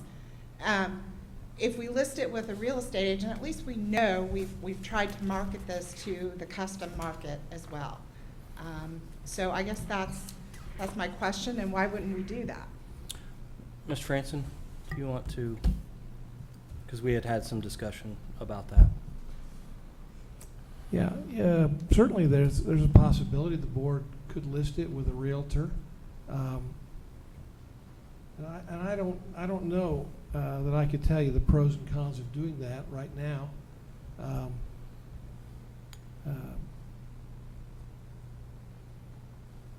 But well, it seems to me we're not, this board anyway, I mean, I certainly have a little more. This board is not a professional builder. You don't go to the networking conferences. You don't know. And even if you did, most of the people you would run into there are the big guys. And we all agree that this parcel is more suited to a custom type product. Those are little guys, little developers who you may work through real estate agents as opposed to the big guys that are going at the conference. 70 acres of custom homes would be astonishing in this community. I'm sorry? 70 acres of custom homes in this community would be astonishing. We have Gulfside, and it's all built out now. Where are people going at that price point after, I mean, Gulfside's done. I believe one is sold at Gulfside at the starting price of these homes. Okay, have we decided as a community that we are done building Gulfsides and we're not doing any more of those? No, not at all. Okay. I think But that was an individual developer. So was Auburn Meadows. That wasn't a big guy. I dealt with him. Would you describe Auburn Meadows as custom homes? Yeah, well, I mean, the developer has contracted out to one builder, but each house is designed individually for each homeowner. Yes. That's your definition. And it was not originally designed that way either. It was designed to be multiple builders in the neighborhood. But I've been thinking about your question, Melissa, and go back to the question. Yes, we could list the property for sale with a realtor and set a price consistent with the appraised value, and then maybe he brings us someone, a David Weekley Homes, a Gradison Builders, one of the other home builders, one of the custom home builders. Then we're right back to where we are right now, which is starting the process. Do we enter into a contract with that developer? What's he going to put on the property? Can he get zoning? what commitments are going to be required or expected. So. Right, I- and I'm like not, I'm the- not saying it's ridiculous. I'm saying that it doesn't really move the ball. Right. Well, it does because you get more exposure, but, I mean, along Well, with this that. property's been on the market. Well, but not everybody Well, let me knows finish, that. I mean, Melissa. we know Let me that. finish, let me finish. Okay. The development community has known about this property through the efforts of the school and the city for probably a year to a year and a half. Fisher and Lennar and the big guys have, yes. And others. There's no Olaf, secret. I know them, yeah. Well, I know you know them, but you also know, other people know about this property. And this school board has wanted to sell this land and bring school-age children to the community for a long time. And if there's somebody out there who has a different idea for the property and wants to do a project on this property, this board is open and ready to look at other options. They just haven't had many. Well, and, you know, that's all about finding the right fit. I mean, when I did represent Lennar, I mean, they don't want to be in a development or in a community where it's not a good fit, okay? And this wasn't a good fit for their project that they were anticipating. I'm not sure this one is. I don't know. I haven't heard enough about it. I mean, I've seen a lot of nice glossies, but I don't have any nuts and bolts on it yet. But, you know, that said, it seems to me that we would get better exposure if we listed it for sale. It would be a fairer process consistent with the previous commentators if you just went ahead and zoned it yourself or petitioned for zoning yourself. That's what we've said. This property, when you bought it, was SF2, period. End of story. Somehow, it got zoned to a zone classification that you're not happy with now. That's well, you don't need the special use classification. I know. Let me finish. But the fair thing, isn't the fair thing to do for all the neighbors who bought in reliance first on the SF2 designation, which was when I bought my house, and then some of these other people who bought when it was special use who think it's going to be green space in school, isn't the fairest thing just to go back to the zoning classification that you contracted for and you had as your expectancy when you bought the property, instead of trying to get a windfall at the expense of the neighbors by cramming down a zoning, and I don't know, but we'll see what it ends up being, a zoning that is more intense than what you bargained for when you bought the property. Is that a question that I can answer? Isn't it fair? Can I answer the question Yes. now? We all know that zoning isn't fixed forever. Zoning changes. Our land was zoned the zoning was changed without our involvement or input or opinion. And that's Now, fine. so I'm let me saying put it finish. back Let to what me it finish, was. Melissa, please. Mhm. Okay.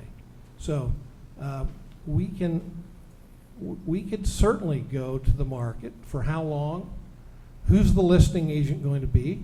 We'll have 14 listing agents in here next week wanting to list this property for a 6 or 7% commission, of course, and then we're going to have a squabble over who gets to list it.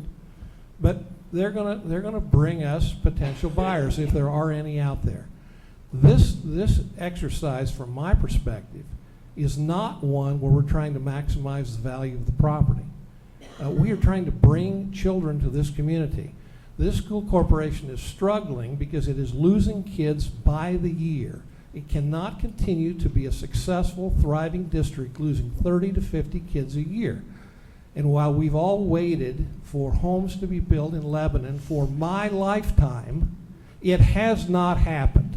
Now, this board has an opportunity has good land near the school. We've been told development is coming this way.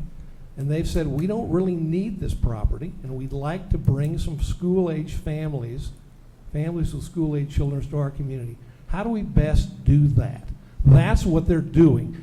They're not trying and they to. Can do Can that. you? Would you please let me finish? Please. Okay. We've listened to you for hours in this process, and now you get a chance to ask questions, and we'll answer them. Let me answer it. We will try to. I don't speak for the board. I don't even have a vote. They tell me what they want, and I try to accommodate their wishes.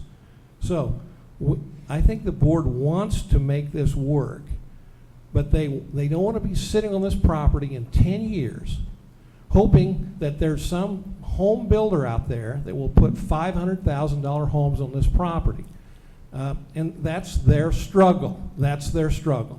I'm not asking for that No, either. no, but there are some who No. are. Okay, I'm not asking for that. I'm asking for, okay, you say the property was rezoned against your will and without your No, consent. not against our Okay. will, without our Well, let's input. just assume it is, well, without your input. I was just down in Zionsville on Monday night for a rezoning before town council for a property that got put into an airport designation without the owner's consent. And he wanted to go back to what it was, which was the ag. And that should be a no-brainer. Let's go back to what it was when you bought the property. When we were here 6 months ago, you did not want SF2 zoning. No, you look at the meeting transcripts, I have always said. You said that it ought to the- be SF or SF1. I never said SF. I said I think SF1 is appropriate under the current conditions, but I said the maximum that we could live with was an SF2. So let me finish. That means that if that land gets zoned SF2, a buyer can buy this property and can go get zoning approval for this development without any input from the owner or the community. If they can meet the SF2 standards, the city has to approve it. You understand that, don't you? Yeah, if it gets straight up zoning, Yes. it's a ministerial act. I That's understand right. that. That's right. And that ought to scare you a lot. You know what? It doesn't scare me as much as what I've been seeing on the Okay, table. well, okay, I understand. I hear It you. doesn't I hear scare you. me as much as 50-foot wide lots. Okay, fair enough. I hear your point. And none of, I mean, very few of us are experts in how to write a PUD ordinance. And it's a complicated process. And most of the time, the developers come out on the winning end of it. So why do we need to reinvent the wheel? You bought the property at SF2.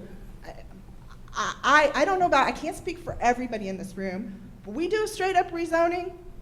It's not worth my time to remonstrate against it. That's fair. That's what you bought it for. And it was zoned when I bought my property. So 20 years ago, when the Lebanon Schools brought this property, it was zoned SF2. You're saying that they're stuck with it forever at SF2 because that's what it happened to be when it was the Adney Farm. It's always been beans. It was assigned to zoning classification years ago by somebody in the bureaucratic office in the court uptown.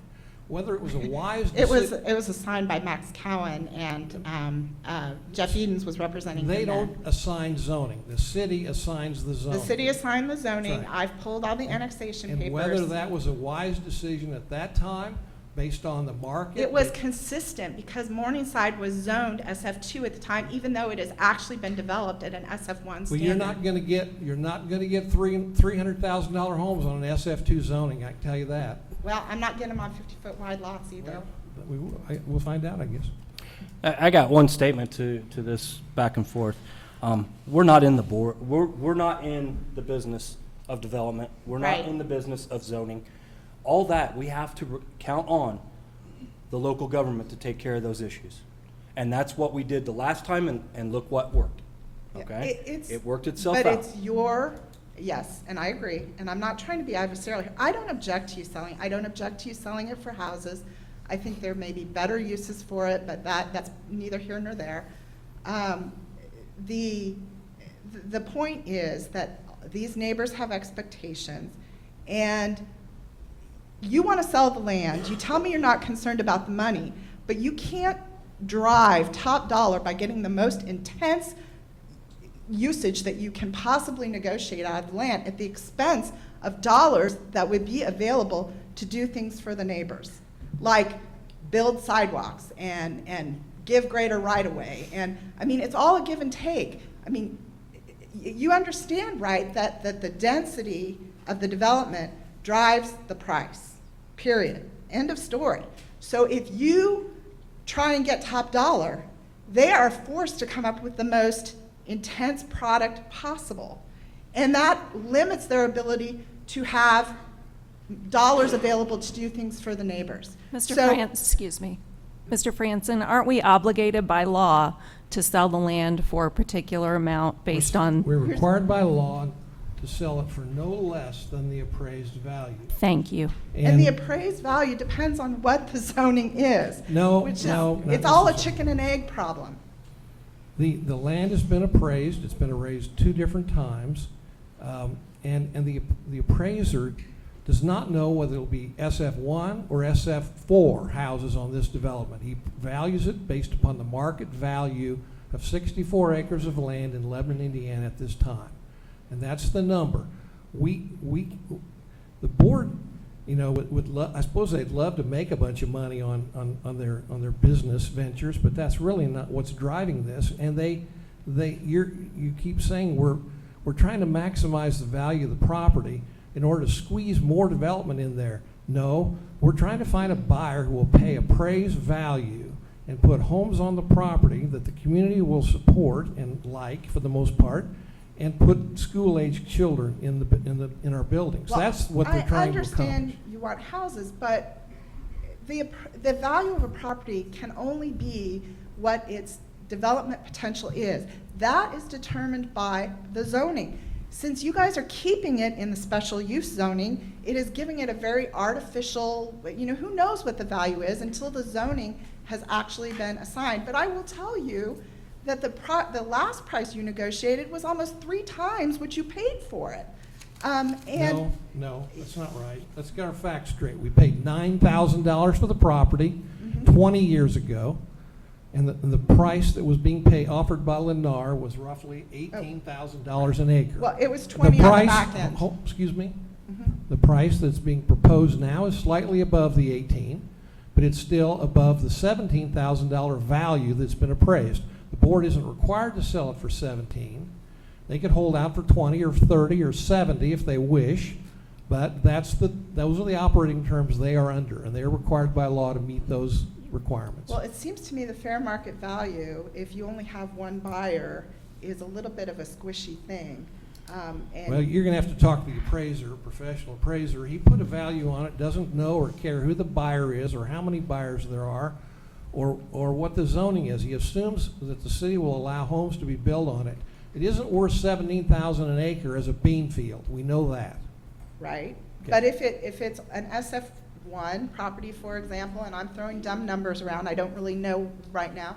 If it's an SF1 property, it's worth maybe 10 or 12,000. If it's, you know, or SF property, if it's an SF1, it's maybe worth 12 or 15,000. And if it's an SF2, maybe it's worth a little more. It all depends on how many houses. That's you not can what fit the on it. appraiser says. Well, then the appraiser doesn't understand how Well, development this works, because that's how it works. This firm. And you know that too. I know. I do know, and I disagree with about half of what you're saying, Melissa. I'm sorry. You don't think that density drives the value of a property? You didn't. That's not what you just said. It is what I said. No, you said that the value of the land is going to depend on the zoning, and the appraiser has not said that. Well, the density is a component of the zoning. The zoning does drive the value of the land. Okay, But whatever. I'm sorry, I didn't mean to get into let's, speaking of density, let's let the builders that do this, the developers, let them touch base on whether the zoning, if more money would be offered for the ground, for one, on the Mr. Gaddison side, and then Mr. Well, Michael. I mean, land can be worth whatever you think it's worth. I mean, I build old cars. That's what I do for a hobby. I have a 65 Chevy pickup right now. I had a Duster. I like to rebuild them. And I put a lot of money into them. But here's the reality. If I put 20 grand on one because I like it, I don't sell it for 20. I just sold my Duster. I had 20 grand. I sold it for $15,000. You know why? Because the market changed and my Duster only worth $15,000. So it don't matter how much I spend on it. It's only what you can get. And I will tell you, coming from being in a lot of different cities, we're in 22 markets, and I've done this for 25 years, okay? The one thing I will tell you when I came to Indiana that was kind of different was everybody's lots were 70 and 90 foot wide. That was the common development lot size, and I went to all these meetings like I'm in this, that 90-foot lots are going to be, the homes will be worth this, and 70s are worth, that is a lie. That is a lie. So for me, it's a lie, because it's only worth the land's worth. My most expensive lots that I've ever paid for in Indiana, they were 70 feet wide. not my 110 footers or my 100 footers. You know why they're the most expensive lots?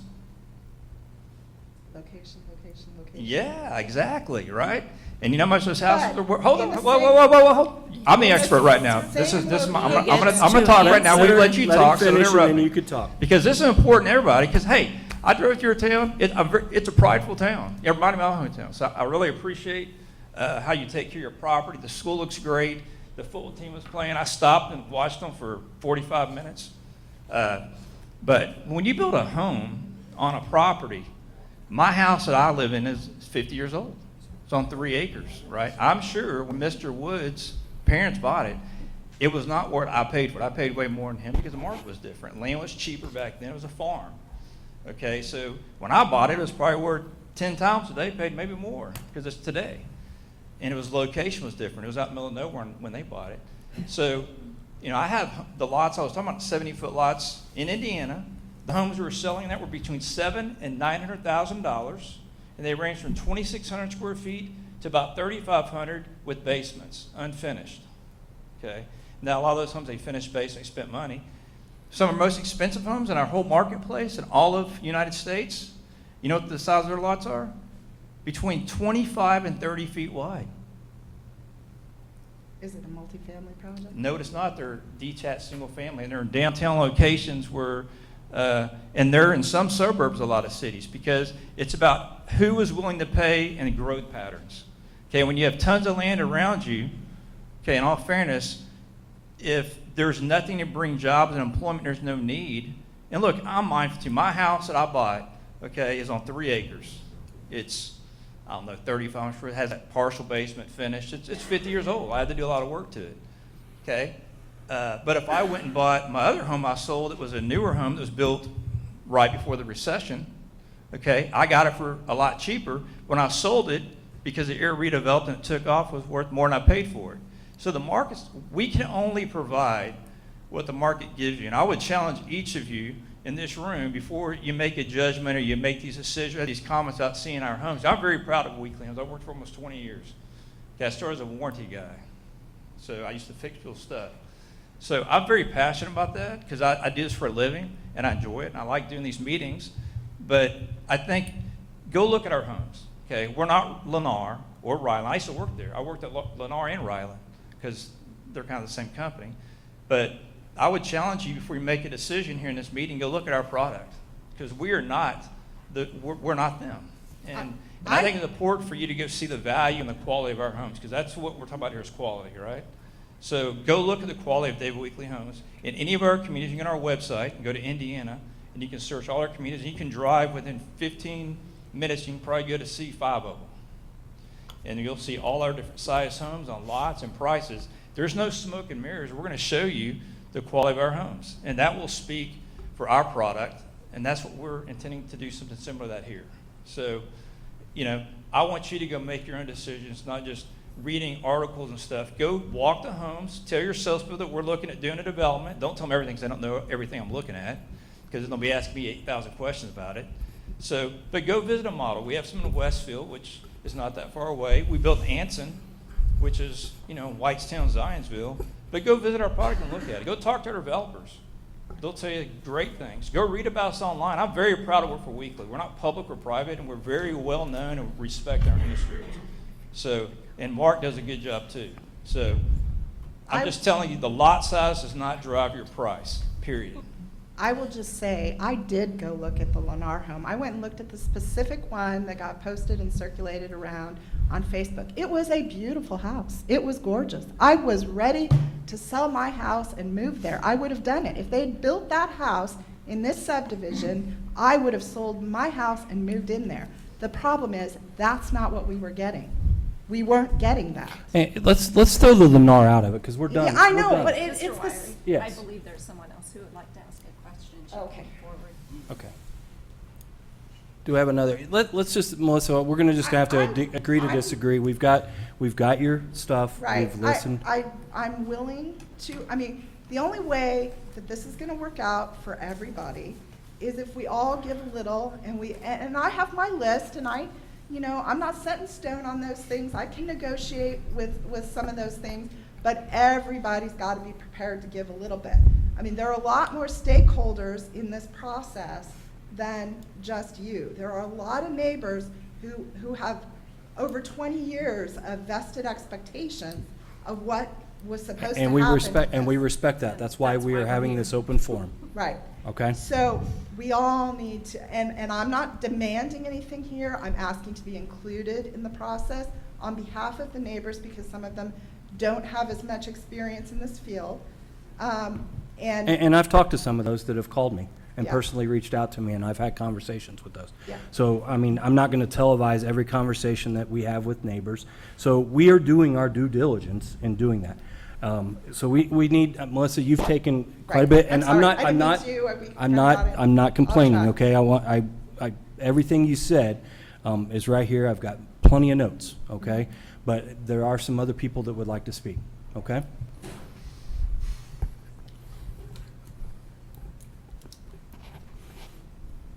Good evening.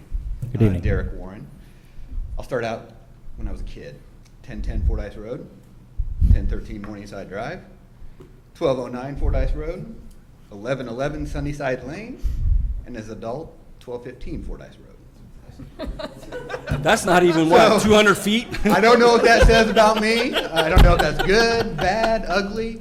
My question is, are you going to leave the rusted windmill in the middle of scrub trees that are in the middle of that field? Because my daughter and I love to walk out there. Yes, for tonight, yes. Excellent. And I support what you guys are doing. Thank you very much. Thank you, Mr. Warren.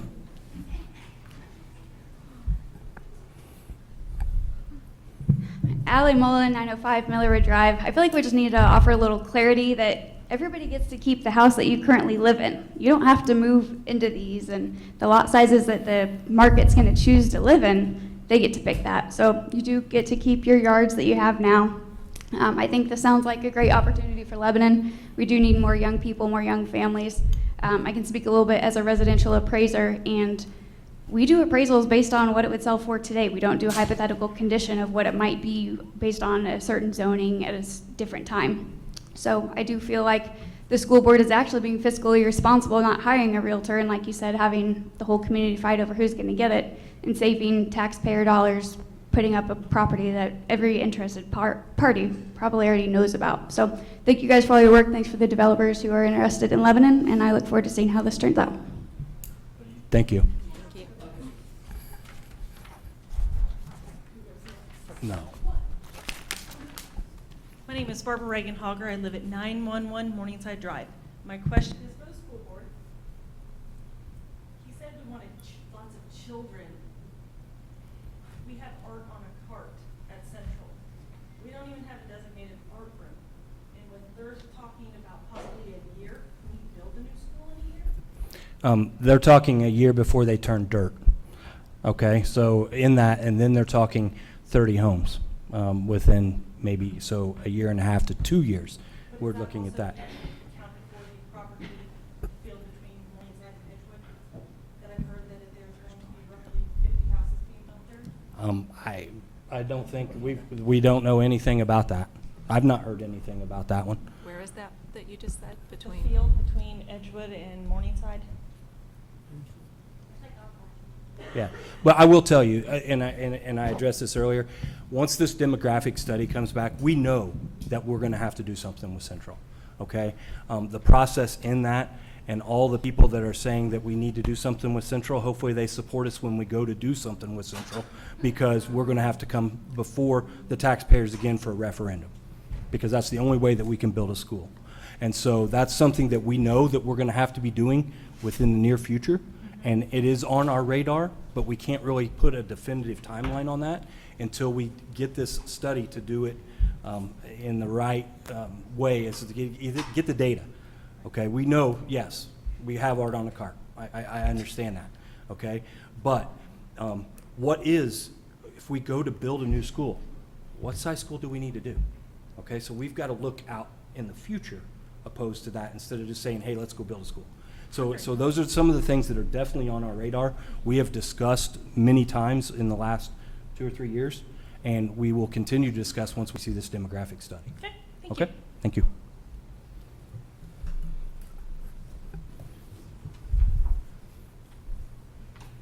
Mike Kincaid, 915 North Grant Street, and I just want to say I support the school board. You were voted into this position, so we're going to trust you that you make the right decisions. And with respects to Ms. Gerard's enthusiasm, she doesn't represent everybody in the room. And I mean, sometimes you kind of act like that, but she does not represent everybody in the room. Thank you. Thank you, Mr. Kincaid. Okay. Board, have any comments? I'd like to thank everybody for coming out. There's been a lot of notes taken. There's a lot of good questions brought up. I thought Mrs. Erskine had a very good one about the selling of the 50 and the 70 footers. So I'd just like to thanks for everybody coming out, and we'll mull this over, and I guess have another meeting, being a board meeting. Yeah, we are not, just so you know, because I'm sure that the rumor mill's going to start flying that we're going to take vote on this Tuesday night. We're not. Guaranteed. You have our word right here. We are not voting on it. Now, will we discuss it as far as kind of briefing this down? Yes, we may make some discussion as far as where people can go to get this information. The information from tonight is going to be placed on our website. If you go to our website, it's in the news feed. It's already there. Yeah, it's already there. It was preset to go there. Including the presentation. Yeah, the presentation also will be there. So feel free. Everybody knows how to get a hold of a board member. Please, if there is any questions, concerns, get a hold of us. Email us, okay? I've had numerous people reach out to me. I know some of the other board members have had them reach out to them. We are approachable, believe it or not. And I do like the participation. I wish that we'd have this many people at our budget meeting when we approve a $46 million budget, but we have the administrators in the meeting, not one other person is in the room. And so I really do appreciate that. So thank you for everybody's time and efforts, and just stay tuned to our website for any further information and developments on this topic. We're adjourned.